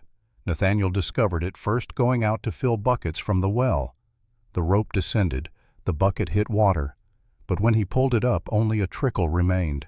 He lowered it again, and again, same result. Eleanor! His voice carried urgency, but not panic. Not yet. She came running from the house, looked down the well shaft. In the dim light from above, she could see water far below, but it wasn't rising to meet the bucket. The pipe, Nathaniel said grimly. The underground pipe that carries water from Clearwater Creek to the well. It feeds from higher up the mountain. Sterling must have found it, cut it or diverted it. Eleanor's stomach dropped. How much water do we have? What's in the containers? Maybe 3 days' worth if we're careful, 5 if we ration. Can we fix the pipe? It runs through Sterling's land on the way here. That's why we have the easement rights. But if I go up there to repair it, I'm walking into an ambush. They stood by the useless well, the reality settling over them like ash. No water meant no cooking, no cleaning, no medicine preparation. More critically, it meant Charlotte couldn't have her medicinal teas, couldn't stay clean and comfortable. It meant a slow death, even if Sterling never fired a shot. "He's forcing us out," Eleanor said, "making the house unlivable so we have to leave. Then he'll take us on the road." Nathaniel nodded slowly. "It's a good strategy. We can't hold a fortress with no water. We'd last maybe a week before we had to abandon the position." "So what do we do?" Nathaniel looked at the house, at the boarded windows, at the smoke rising from the chimney where Charlotte lay sleeping. His jaw set in a hard line. "We don't abandon anything. We go on the offensive." Back in the kitchen, Nathaniel spread a hand-drawn map on the table. It showed Blackwood Ridge and the surrounding area, including the path of the water pipe. "The pipe runs from Clearwater Creek here down through this ravine. It's about 3 miles from the house. If Sterling cut it, he did it at the narrowest point where it crosses under the main trail." He traced the route with one finger. "We need to repair it, which means someone has to go up there." "I'll go," Eleanor said immediately. "No." "Nathaniel, think about it. Sterling's men are watching for you, expecting you, but they won't expect me. I can move faster, draw less attention. They know you shot one of their own. They'll be looking for revenge. Then I'll give them something else to look at." She explained her plan. It was dangerous, possibly suicidal, but it had the virtue of surprise. Nathaniel hated it, but he couldn't offer a better alternative. "If you're not back by sunset," he said finally, "I'm coming after you. Consequences be damned." Fair enough. They spent an hour preparing. Eleanor, dressed in men's clothes, tucked her hair under a hat. Nathaniel showed her how to repair the pipe, what tools to bring, loaded the revolver, and made her promise not to hesitate if she needed to use it. At noon, Eleanor set out on foot. Leaving Patience would draw too much attention. On foot, she might pass for a trapper or prospector, just another soul trying to scratch a living from the mountain. The walk took 90 minutes, following deer trails and old logging roads. Several times she heard horses in the distance and had to hide, pressing herself against trees or crouching behind boulders. Sterling's men were everywhere, patrolling, watching. She reached the ravine where the pipe crossed and immediately saw the problem. Someone had taken an axe to the iron pipe, splitting it open. Water that should have flowed to the Blackwood well now poured into the ravine, disappearing between the rocks.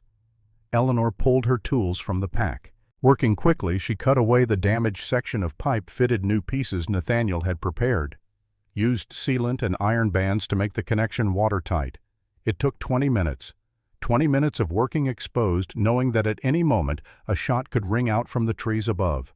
But the forest remained silent, except for the rush of water. She finished, turned to leave, and found herself facing 3 armed men. Not Sterling's ranch hands this time. These were harder men. Professional. One carried a shotgun, another a rifle.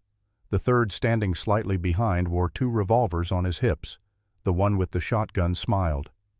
"Mrs. Hayes, Mr. Sterling said you might show up. Said to bring you to him, alive if possible." Eleanor's hand moved toward her revolver. "I wouldn't," Shotgun said. "Billy, there is the fastest draw in 3 territories. You'll be dead before you clear the holster."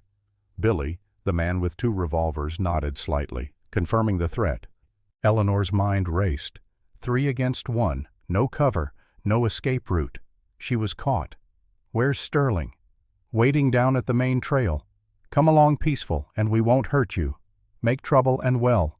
Mr. Sterling said alive if possible. But dead works too." They surrounded her, took her revolver, led her down the ravine to where the trail widened. And there, sitting on his white horse like some medieval lord surveying his domain, sat Victor Sterling. He dismounted as they approached, brushing dust from his immaculate coat. Up close, Eleanor could see the resemblance to the daguerreotype she'd found in Nathaniel's study. The same handsome features, but time and bitterness had carved lines around his mouth, hardened his eyes. "Mrs. Hayes, thank you for joining us." His voice was cultured, almost gentle. The voice of a man used to getting his way through charm, first force second. "I apologize for the rough handling, but you've proven yourself rather dangerous when cornered." "What do you want Sterling? I want many things. I want my land back. I want the woman I loved to still be alive. I want the last 4 years to have never happened." He stepped closer. "But I'll settle for Blackwood Ridge and the death of a lie." "Charlotte's not a lie. She's a little girl fighting to survive." Sterling's composure cracked for just a moment. His eyes widened fractionally. "So it's true. She did survive." Eleanor cursed herself silently. She'd confirmed what he'd only suspected. Sterling recovered quickly, his face settling back into pleasant neutrality. "I see. How tragic. A crippled child hidden away like some shameful secret. Surely you can see the cruelty in that, Mrs. Hayes, keeping her alive when she'd be better off at rest, when her death would allow her father to move on to rebuild his life. You're disgusting. I'm practical. Charlotte's very existence prevents me from claiming land that should have been mine from the start. Rebecca's father promised it to me, but she married Blackwood out of spite, some adolescent rebellion, and now her mistake continues to haunt us all." He gestured to his men. "Take her back to the ranch. Keep her comfortable but confined. She's going to help us draw Nathaniel out." Eleanor struggled as rough hands grabbed her arms. "He won't come for me. He'll stay with Charlotte." Sterling smiled. "On the contrary, I'm counting on it. You see, Mrs. Hayes, I've watched Nathaniel these past days, watched the way he looks at you, the way he works beside you, the way he's come alive again after 4 years of being a ghost." He leaned close, his breath warm on her face. "He'll come. And when he does, when he leaves that house to rescue you, my men will enter through the undefended doors, will find Charlotte, and will end this charade once and for all."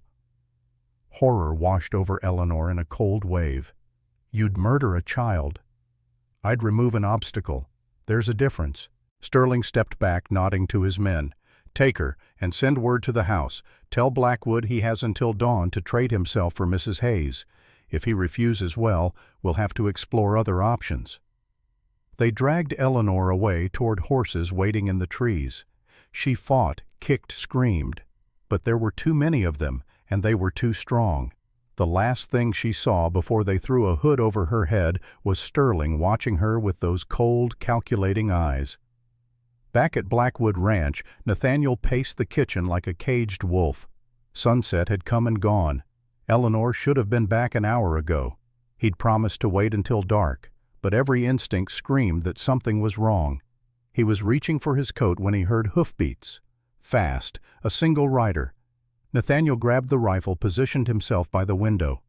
The rider stopped at the property line well out of rifle range, pulled something from his saddlebag, waved it overhead. A white handkerchief, the universal sign of parley. Then the rider withdrew, leaving something stuck to the gatepost. Nathaniel waited 5 minutes watching for an ambush. Then, rifle ready, he ventured out. The note was brief, Sterling's elegant handwriting on expensive paper. "Nathaniel, I have Mrs. Hayes. She is unharmed but will remain my guest until we settle our business. Come to my ranch at dawn tomorrow. Come alone. Attempt any tricks and she dies. Refuse to come and she dies. Make your choice. V.S." Nathaniel read it 3 times, each reading driving the spike of fear deeper into his chest. They had Eleanor. Sterling had her. And he was using her to draw Nathaniel into a trap, knowing that once Nathaniel left the house, Charlotte would be defenseless. He crumpled the note, tilted his head back, and howled his rage at the uncaring stars. Upstairs, Charlotte woke to the sound of her father's anguish and began quietly to cry. Nathaniel Blackwood stood in his daughter's room, watching her sleep by the light of a single candle. Charlotte's breathing came easier now, thanks to Eleanor's medicine, thanks to Eleanor's courage, thanks to Eleanor, who was now Sterling's prisoner because she'd risked everything for a child who wasn't even her own. He'd sent her into danger, had let her go to the reservation, let her repair the water pipe, and now she was paying the price for his weakness. The old marshal's badge lay heavy in his pocket. He'd carried it there since finding it in the cellar, a reminder of the man he'd once been, a man who never backed down from a fight, a man who always got his quarry. But that man had also been alone, unburdened by love or responsibility, free to risk his life because no one depended on him. Now he had Charlotte, fragile as spun glass, growing stronger each day, yes, but still so terribly vulnerable. If he left her to rescue Eleanor, Sterling's men would find her, would finish what the fire had started. But if he didn't go, Eleanor would die, the woman who'd brought light back into this house, who'd taught Charlotte to smile again, who'd reminded Nathaniel what it felt like to be human instead of a ghost haunting his own life. He couldn't save both of them. That was the cruel mathematics of Sterling's trap. Choose the woman you love, lose your daughter. Choose your daughter, lose the woman you love. Nathaniel touched Charlotte's forehead gently. She stirred, but didn't wake. In sleep, her face held a peace that eluded her waking hours. No pain, no fear. Just dreams, whatever dreams a 9-year-old girl trapped in a broken body might have. "I'm sorry, little bird," he whispered. "I'm so sorry." He descended to the kitchen, mind churning through impossible scenarios. Could he reach Sterling's ranch, rescue Eleanor, and return before anyone discovered Charlotte? Sterling's ranch was 12 miles away. Even pushing the horses hard, the round trip would take hours. Could he bring Charlotte with him? Also no. The journey alone might kill her, and riding into Sterling's stronghold with a helpless child would be suicide. Could he call for help? From who the sheriff was, Sterling's creature. The townspeople feared Sterling too much to stand against him. Jim Lawson was one deputy against an empire of corruption. Nathaniel was still wrestling with these impossible choices when he heard it. A sound from outside, faint, rhythmic, footsteps in snow. He grabbed the rifle, doused the lamp, moved to the window, peered through the narrow gap between boards. A figure approached from the tree line, moving slowly, hands raised, alone. Nathaniel's finger tensed on the trigger. Then moonlight caught the figure's face. Deputy Jim Lawson. Nathaniel opened the door a crack, rifle leveled. "You're either very brave or very stupid coming up here after dark." Jim stopped 20 feet from the porch. "I heard what happened. Mrs. Hayes taken. Wanted you to know you've got at least one ally in town." "One ally won't be enough against Sterling's army." "Maybe not, but it's a start." Jim lowered his hand slowly. "Can I come in? I have information you need to hear." Nathaniel considered, then stepped back. "Make it quick." Inside, Jim removed his hat, twisted it between his hands. Up close, he looked young. Too young for the moral weight he was carrying. "Sterling's planning to move at dawn. He has 8 men at his ranch. Another 6 watching the roads in case you try something unexpected. His plan is simple. You show up to trade yourself for Mrs. Hayes, he kills you both. Then his men come here and take care of Charlotte." Jim's voice broke slightly on the girl's name. "I'm sorry, Mr. Blackwood. My father, the sheriff, he's supposed to make it look legal. Say you came at Sterling with a weapon, self-defense. Your father tell you all this? He drinks when he's nervous, talks too much. I heard him planning with Sterling's foreman tonight." Jim met Nathaniel's eyes. "I can't stop them alone, but I can testify to what I've heard. Can swear out statements about the original fire, about Sterling's confession to his men. Problem is, by the time any territorial judge hears the case, you'll all be dead." Nathaniel set the rifle on the table, sat heavily. "So we're finished. Sterling's won." "Not necessarily." Jim pulled a folded paper from his coat. "There's a U.S. Marshal in Helena. Name's Clayton Murdoch. He's investigated Sterling before, never could make charges stick. But if you could get word to him, if you could give him testimony and evidence about the fire, about Sterling's current actions, he'd come. Federal law trumps local corruption. Helena's 5 days away. We don't have 5 days. We don't have 5 hours." "I know, but there's a telegraph in Pine Haven. I could send a wire tonight, explain the situation, ask for immediate intervention." Nathaniel shook his head. "Sterling owns the telegraph operator." "The operator, yes, but his 13-year-old daughter runs the machine when he's drunk, which is most nights." Jim's smile was grim. "I helped her brother out of trouble last year. She owes me a favor. She'll send the wire, keep quiet about it." It was a thin thread of hope, but it was something. "Do it," Nathaniel said. "But even if this Marshal Murdoch rides hard, he won't get here before Sterling makes his move." "I know, which is why you need a plan for dawn, something Sterling won't expect." Nathaniel's mind began working again, shaking off despair, engaging with the tactical problem. Sterling expects me to come alone, to walk into his trap trying to save Eleanor. Right. So I don't do that. I give him something else. Something that forces him to come here to this house where I control the ground. Jim leaned forward. What are you thinking? I'm thinking, Nathaniel said slowly, that sometimes the best way to spring a trap is to appear caught in it. Let me ask you something, Deputy. How good are you with a rifle? Fair, not great. Fair might be enough. Nathaniel explained his plan. It was dangerous, relied on split-second timing and considerable luck, but it had the virtue of being completely unexpected. Jim listened, his young face growing more troubled with each detail. Mr. Blackwood, if this goes wrong, we both die. Mrs. Hayes dies. And Charlotte. I know the stakes. Nathaniel's voice was hard as granite. But doing nothing guarantees the same outcome. At least this way we're fighting. Jim thought for a long moment, then nodded. All right, I'm in.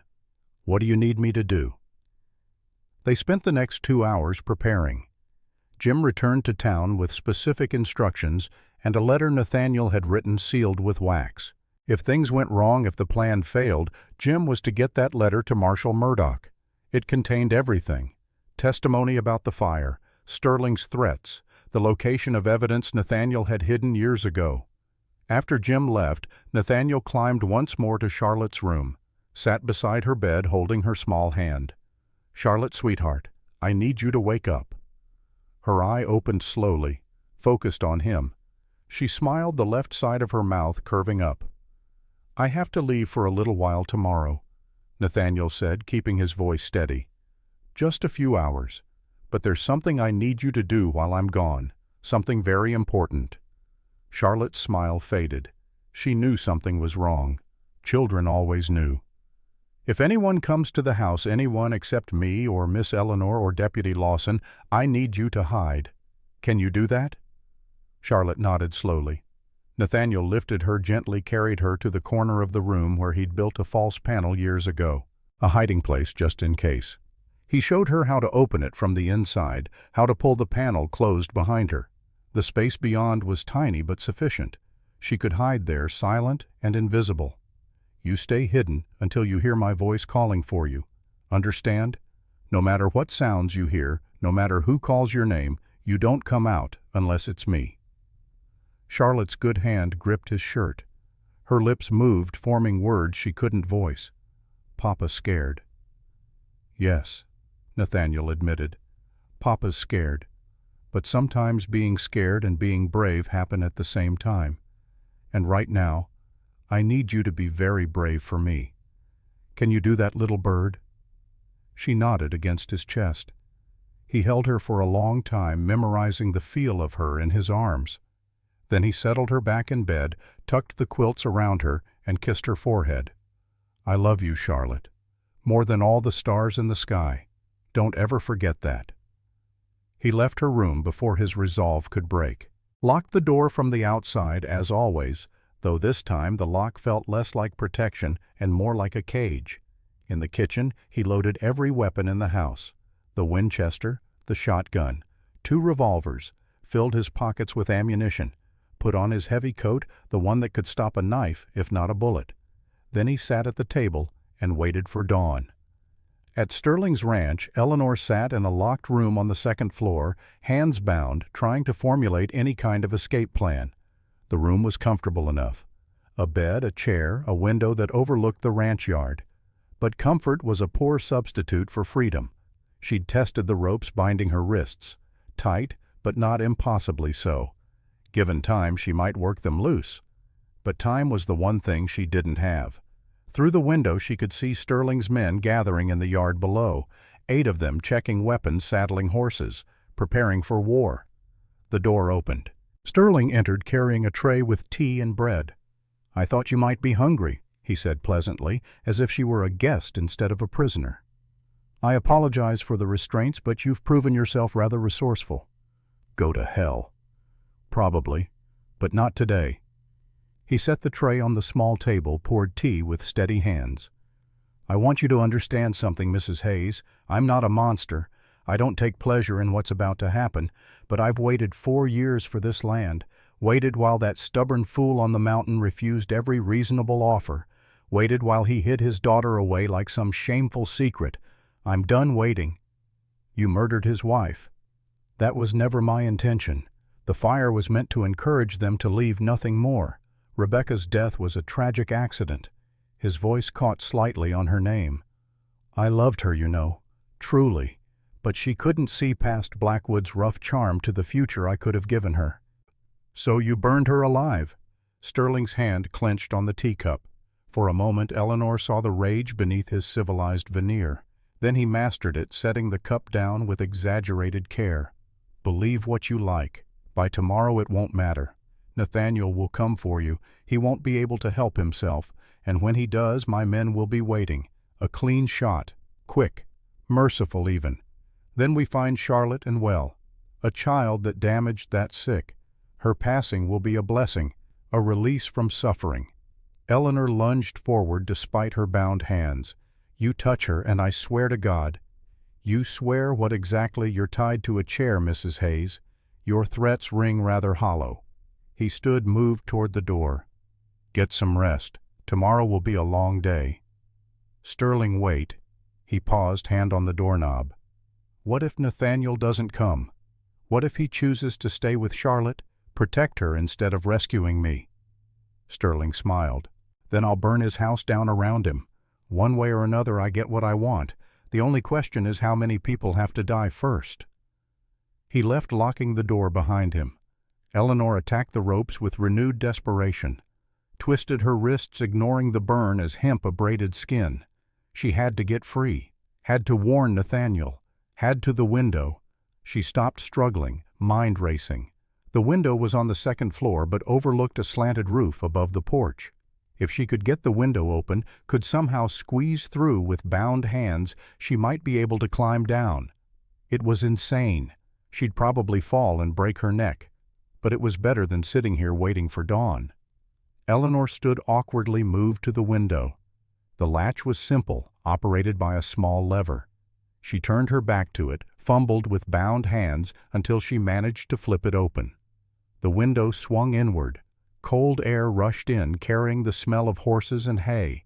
Eleanor looked down. The slanted roof was perhaps 6 feet below the window. Beyond that, a 15-foot drop to the ground. She took a deep breath, turned around, sat on the windowsill with her legs dangling outside. Then she pushed herself forward and dropped. She hit the roof hard, shoulder first. Pain exploded through her body. She rolled, scrambled for purchase on the slick shingles. Her bound hands grabbed a rain gutter. It groaned, but held. Below, one of Sterling's men walked past, heading toward the bunkhouse. He'd see her if he looked up. Eleanor held her breath. Didn't move. The man passed without looking up, disappeared around the corner. Eleanor carefully worked her way down the roof to the edge. Sat. Turned. Hung from the gutter by her bound hands dangling above the ground. Let go. She landed in a crouch, pain shooting through her ankles. But nothing broke. She was down. Now she just had to cross 100 yards of open ground, evade 8 armed men, steal a horse, and ride 12 miles in the dark to warn Nathaniel. Simple. She stuck to shadows moving between buildings, made it to the stable without being seen. Inside, horses whickered softly. She found a knife hanging on the wall, used it to cut her bonds. Her hands screamed with returning circulation, but they worked. She selected a horse quickly.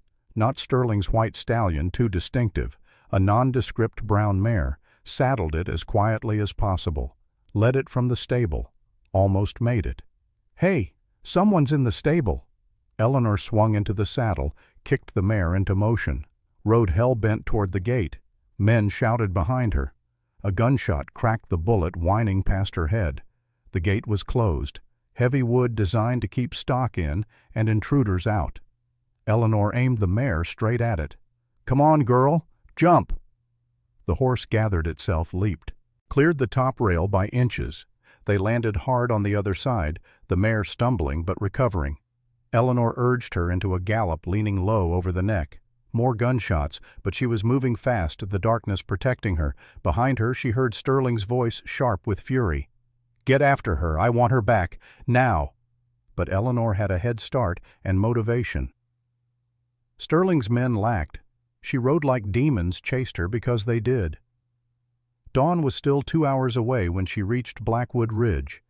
Slid from the exhausted mare, stumbled toward the house. Nathaniel met her at the door, rifle in hand.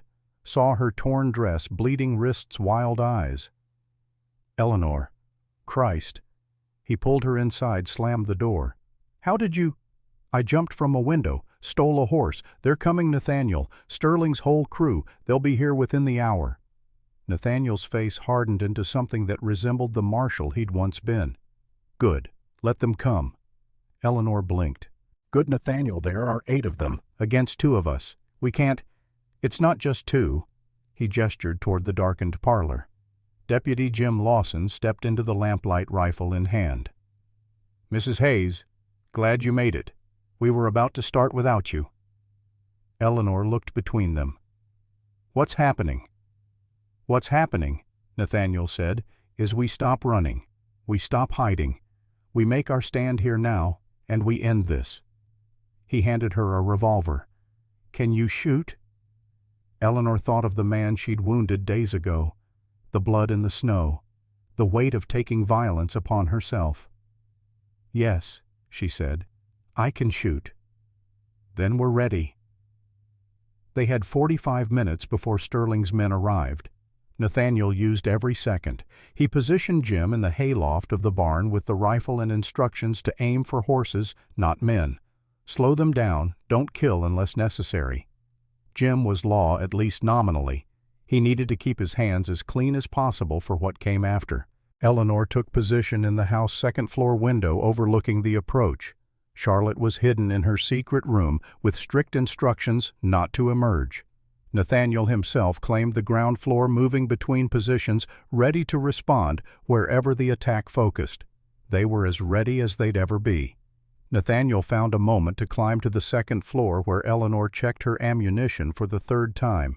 "When this starts," he said quietly, "it's going to be loud, terrifying. You're going to want to run. Don't.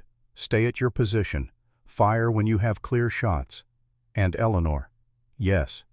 If it looks like we're going to lose if they breach the house, you take Charlotte. There's a root cellar hidden entrance under the kitchen rug. You get her down there, bar it from the inside. Promise me." "Nathaniel, promise me." Eleanor met his eyes, saw the fear there, the determination, the desperate love for his daughter that drove every choice he made. "I promise." He kissed her then, hard and quick. A soldier's kiss, goodbye and hello and everything between. "When this is over," he said, "when we've won, I'm going to ask you to marry me. So you'd better say yes." Eleanor's laugh came out half-sob. "I'll think about it." "You do that." He descended to the ground floor. Eleanor returned to her window. And they waited. Sterling's men came with the dawn, riding hard up the mountain road. Not 8 men, as Eleanor had reported. 12. Sterling had called in reinforcements. They stopped at the property line just out of rifle range. Sterling himself sat on his white stallion at their head, immaculate even at this early hour. He raised a speaking trumpet to his lips. His voice carried clear across the distance. "Nathaniel Blackwood, I have a proposal. Come out, and we can discuss this like civilized men." Nathaniel opened the door, stepped onto the porch. He wore his old marshal's duster, the badge pinned prominently on his chest. In his hands, the Winchester rifle pointed at the ground. "I'm done talking, Sterling. You've got to the count of 10 to get off my land. After that, I start shooting trespassers." "Trespassers. This will be my land soon enough. I'm offering you one final chance. Sign it over. Take your crippled daughter and your whore and go. I'll even give you money for the road. Enough to start over somewhere far from here." Nathaniel's voice carried cold fury. "You think I'm going to negotiate with the man who murdered my wife? The man who's been terrorizing my family for 4 years? You're insane." "Then we do this the hard way." Sterling gestured to his men. "Burn it. Burn it all. and this time make sure no one walks out." The men spread out, beginning to circle the property. Several carried torches despite the daylight. Others pulled rifles from saddle scabbards. This was it. The moment balanced on a knife edge. Nathaniel raised the Winchester sighted on Sterling. "I said get off my land." He fired. The shot took Sterling's hat clean off his head, sent it spinning into the snow. For a moment, shock froze everyone. Then Sterling's face twisted with rage. "Kill them! Kill them all!" The battle began. Jim's rifle cracked from the barn. A horse screamed and went down, throwing its rider. The man scrambled for cover as Jim's second shot kicked up snow beside him. Eleanor fired from her window, aiming for the torch carriers. She missed her first shot, adjusted, fired again. The second shot hit the torch in a man's hand, knocked it from his grip into the snow, where it hissed and died. Nathaniel worked the Winchester's lever action smoothly, firing, cycling, firing. Each shot deliberate, economical, the old marshal's training showing through. Sterling's men took cover behind trees, the stone wall that marked the property line, a water trough. Returned fire. Bullets punched through the wooden walls of the house, shattered windows, threw up splinters. Eleanor ducked as glass exploded above her head, came back up, fired at a muzzle flash. Didn't know if she hit anything, but the flash stopped. The noise was incredible. Overlapping gunshots, men shouting, horses screaming, wood splintering, the sharp crack of bullets hitting stone. And through it all, Sterling's voice screaming orders. "The barn! Burn the barn! Drive them into the open!" 3 men rushed the barn, torches lit. Jim shot one in the leg, dropped him writhing, but the other 2 made it through their torches into the hay. Flames caught instantly. Old dry hay going up like powder. Jim came tumbling out of the loft, landed hard, scrambled toward the house. Bullets chased him, kicking up snow around his feet. Nathaniel burst from the door, laying down, covering fire. Jim made it to the porch, dove inside. Nathaniel slammed the door as bullets punched through it. "You all right?" Nathaniel demanded. Jim nodded, gasping. "Barn's lost. We need to—" An explosion rocked the house. The kitchen window blew inward, glass and flame. One of Sterling's men had thrown dynamite. Fire caught on the kitchen curtains, spreading to the walls. Eleanor appeared on the stairs. "We have to put it out or we'll burn—" "No time." Nathaniel grabbed buckets, threw water on the flames. But more dynamite came, more fire. The house was beginning to burn in earnest. Sterling had learned from his first attempt. This time he wasn't taking chances. Smoke filled the house, thick and black. Eleanor coughed, eyes streaming. Nathaniel made a decision. "Eleanor, get Charlotte. We're going out the back. There's a trail through the woods Sterling doesn't know about. We can make it to the ravine, follow it down the mountain. What about you? I'll cover your escape. Go, now." Eleanor ran up the stairs, choking on smoke, found Charlotte's room. The door was hot to the touch. She threw it open. Flames were already eating the walls, fed by the old dry wood. Charlotte's hiding place was in the corner behind her bed. "Charlotte, Charlotte, sweetheart, it's Eleanor. You have to come out." No response. Eleanor shoved the bed aside, wrenched open the false panel. The space beyond was dark, filled with smoke. Charlotte huddled in the corner, paralyzed with fear. Her good eye was wide, unfocused. She wasn't responding. Eleanor crawled in, gathered the child in her arms. Charlotte was rigid, locked in terror. "I've got you, baby. I've got you. You're safe." She backed out, stumbled toward the stairs. The hallway was an inferno. Flames on both sides, smoke so thick she couldn't see. Downstairs, Nathaniel and Jim still fought. Jim's rifle barked twice, then clicked empty. He drew his revolver, fired 3 more times. "Nathaniel, they're coming through the front." The door exploded inward. 4 men rushed through, guns blazing. Nathaniel shot the first man in the chest, the second in the shoulder, but the third and fourth made it through, taking cover behind furniture. Jim shot one. The other returned fire bullet, catching Jim in the arm. The deputy went down hard. Nathaniel rushed forward, clubbed the man with his rifle butt. The man collapsed. But more were coming. The fire, the smoke, the overwhelming numbers. They were losing. Eleanor reached the ground floor with Charlotte. Saw Nathaniel drag Jim toward the kitchen, toward the back door. "This way!" Nathaniel shouted. They burst out the back door into cold, clean air. Eleanor gasped, coughing Charlotte limp in her arms. Behind them the house roared like a living thing. Flames reached through the roof, touching the sky. The trail. Nathaniel led them toward the tree line, supporting Jim, who clutched his bleeding arm. They made it 10 yards. Then Sterling stepped from the tree's revolver leveled. 4 men flanked him. "That's far enough." Nathaniel raised his rifle. Sterling's men raised theirs. Mexican standoff. "It's over Blackwood," Sterling said. His fine coat was singed, his face soot-stained, but his gun hand was steady. "Your house is burning. You're outnumbered. And I'm done playing games. Put down your weapon. You'll have to take it from my corpse." "That can be arranged?" Sterling's finger tightened on the trigger. "I wouldn't do that if I were you." The new voice came from behind Sterling's men. Strong, authoritative, carrying the weight of federal law. A man stepped into view, tall in his 50s, wearing a long coat and a silver star on his chest. U.S. Marshal Clayton Murdoch. And behind him, 20 mounted deputies.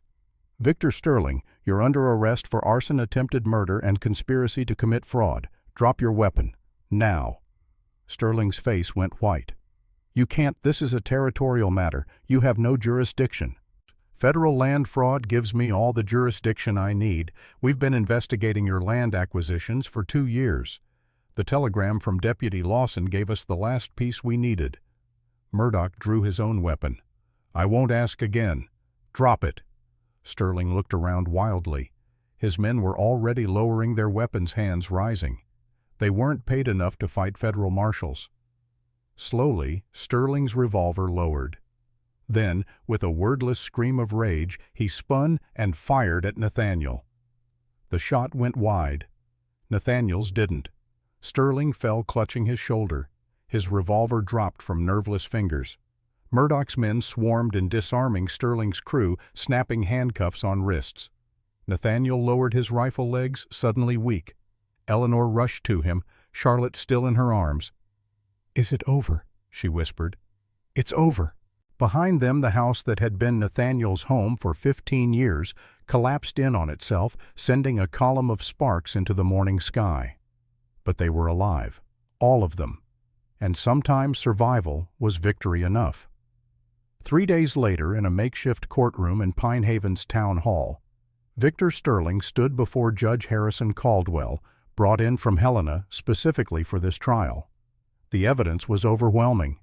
Jim Lawson's testimony about the original fire, the physical evidence Nathaniel had hidden for 4 years, including the kerosene cans found after the 1881 blaze, testimony from 3 of Sterling's own men who turned state's evidence in exchange for lighter sentences, and Charlotte herself brought into court carefully wrapped in blankets, living proof that Sterling's claims to Blackwood Ridge had always been fraud.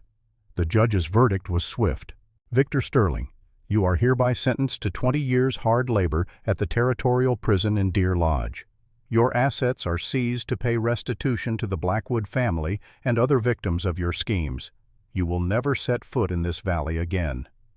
Sterling, his arm still bandaged from Nathaniel's bullet, showed no emotion, just stared at the man who'd beaten him with empty eyes. As the marshals led him away, he passed Nathaniel in the aisle. "She would never have loved you," he whispered. "Rebecca. Even at the end, she regretted choosing you over me." Nathaniel's hand clenched into a fist. Then Eleanor's hand covered his. Gentle pressure. A reminder. He let Sterling pass without responding. Some lies weren't worth dignifying with truth.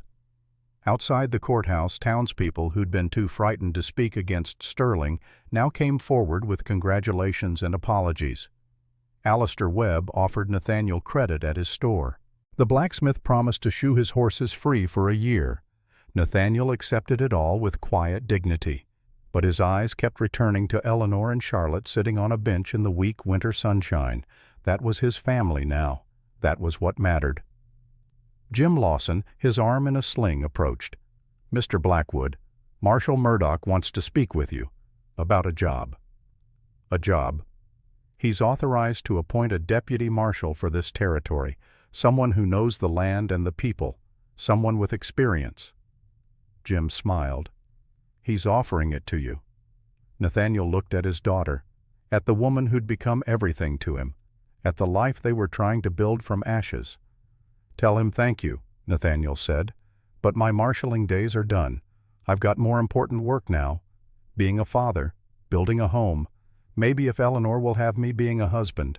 Eleanor looked up, met his eyes, smiled. She'll have you, she said. 6 months passed before they broke ground on the new house. The land Sterling had tried to steal now belonged fully to the Blackwoods deed registered and sealed. Nathaniel hired workers from Pine Haven men who'd once feared him, now working shoulder to shoulder to build something good from the ashes. The house rose slowly through summer and into autumn, white clapboard instead of dark timber, windows that faced the rising sun. On a crisp October morning, with the frame complete and the roof going on, Nathaniel stood with Eleanor watching the progress. Charlotte sat on a blanket nearby, sketching the workers, her right hand growing steadier each week as Martha Singing Crow's medicines worked their slow magic. "What should we call it?" Eleanor asked, leaning against him. Nathaniel was quiet for a moment. "Not Blackwood Ridge. That name belongs to ghosts. Hope Valley," Charlotte said, her voice still hoarse but stronger. "Because we hoped, and it came true." Eleanor knelt beside the girl. "Hope Valley. I like that." Nathaniel looked at the house, at his daughter, at the woman who would become his wife in 3 weeks. He thought of Rebecca buried on the hill behind them and said a silent farewell. Not forgetting, never forgetting, but letting go. "Hope Valley it is," he said, and on the gatepost he carved those words into wood that would last 100 years. The winter of 1885 passed into spring. On the charred foundation of the old house, Nathaniel and Eleanor built something new. Not a fortress this time, a home. They married in May, a simple ceremony in Father Mackenzie's church. Charlotte, growing stronger each day, stood between them, holding both their hands. The medicine from Martha Singing Crow had bought time for Charlotte's young body to heal what it could. She would never walk without assistance, would never regain full use of her right side. But she could speak now, halting but clear, could smile without pain, could live. They built their house in the valley instead of on the ridge, white-painted wood instead of dark timber, large windows that let in light, a porch where Charlotte could sit in the sun and draw. And children came. A son in 1887, sturdy and loud. A daughter in 1889 with Eleanor's eyes and Rebecca's golden hair. Charlotte delighted in her half-siblings, teaching them to draw, reading to them, loving them with fierce protective devotion. The years passed. Nathaniel's hair went from dark to gray to white. The scars on his face faded, but never disappeared. Eleanor's hands, once soft, became calloused from work and strong from purpose. Charlotte survived into adulthood against all odds. Never married, never walked unaided, but lived a life rich in love and art. Her drawings sold throughout the territory, detailed renderings of mountain landscapes and wildlife that showed the world through eyes that had learned to see beauty despite pain. And now, in 1924, in a warm study in Colorado Springs, an old man finished his story. Thomas Blackwood sat forward, eyes shining. "So you saved her. You saved everyone." Nathaniel shook his head. "Eleanor saved us. Without her courage, her refusal to give up, we'd have all died in that house." Sometimes, Thomas, the strongest person in the room, isn't the one with the biggest muscles or the fastest gun. Sometimes it's the one with the biggest heart. But you went back for her. You fought Sterling even though it meant risking Charlotte. I did what any man would do for the woman he loved. What any father would do for his child. I stood my ground and refused to let evil win. Nathaniel leaned forward. "That's what I want you to understand, boy. Next week, when you go down into those mines, you're going to be scared. The darkness, the danger, the uncertainty. That fear is real. It's valid. Honor it. But don't let it control you. Fear is information. It tells you to be careful, to be prepared. But it shouldn't tell you to quit, to run, to abandon the people depending on you." Thomas's hands had relaxed on his knees. His breathing had steadied. "What happened to Charlotte?" he asked. To Grandmother Eleanor. Eleanor lived to see her grandchildren. She died in 1920 in her sleep with me holding her hand. Went peaceful, which is more than most of us get. Nathaniel's voice roughened. Charlotte followed 2 years later. Her lungs they finally gave out, but she made it to 42 years old when every doctor said she wouldn't see 10. Died surrounded by family who loved her. He stood, slowly walked to the mantel. Picked up a framed photograph. Young Charlotte, perhaps 16, sitting in a chair with a pencil and sketchbook, smiling at the camera with joy undimmed by disability. "This is what we fought for," Nathaniel said. "These years, this life, this smile, and it was worth every bullet, every fire, every moment of terror." He set the photograph down gently. "So when you go into those mines, Thomas, remember, fear doesn't make you weak. Running from responsibility doesn't make you safe. The only way through danger is straight ahead with the people you love beside you and faith that courage matters." Thomas stood crossed to his grandfather, embraced him carefully, mindful of old bones and older wounds. "Thank you, Grandpa. I think I understand now." "Good." Nathaniel patted his back. "Now get some sleep. You've got a train to catch in the morning." After Thomas left, Nathaniel walked him to the door. The boy paused on the threshold, snow falling beyond the porch. "Grandpa," Thomas said, "do you think I'll be brave enough?" Nathaniel put a hand on his shoulder. "You're already brave, son. Coming here tonight asking for the truth instead of running from fear. That's courage. The mines are just the next step." Thomas nodded, straightened his shoulders. "I'll write you. From Leadville." "You do that." Nathaniel watched his grandson walk into the snow back straight, fear still there but no longer ruling him, and he knew the boy would be all right. After the door closed, Nathaniel remained by the fire. The snow outside had stopped. Stars emerged brilliant and cold. He thought of Eleanor, gone 4 years, but present in every beat of his heart. Thought of Charlotte, her courage in the face of impossible odds. Thought of that winter on Blackwood Ridge when they'd faced darkness and survived. Some scars never healed, some losses never stopped aching. But some loves, some bonds forged in fire and blood and desperate hope, those lasted beyond death, beyond time, beyond the last breath and into whatever waited beyond. Nathaniel Blackwood closed his eyes and remembered, and in remembering honored the ghosts that shaped him. Outside, the Colorado winter painted the world in silence. Inside, an old man smiled. The story was told. The lesson passed down. The circle for now complete. And in the morning, a young man would board a train and descend into darkness, carrying with him the knowledge that fear and courage could coexist. That love was worth fighting for. That standing your ground when the world tried to break you was the only way to live with honor. The last stand of Blackwood Ridge was over, but its legacy that would endure.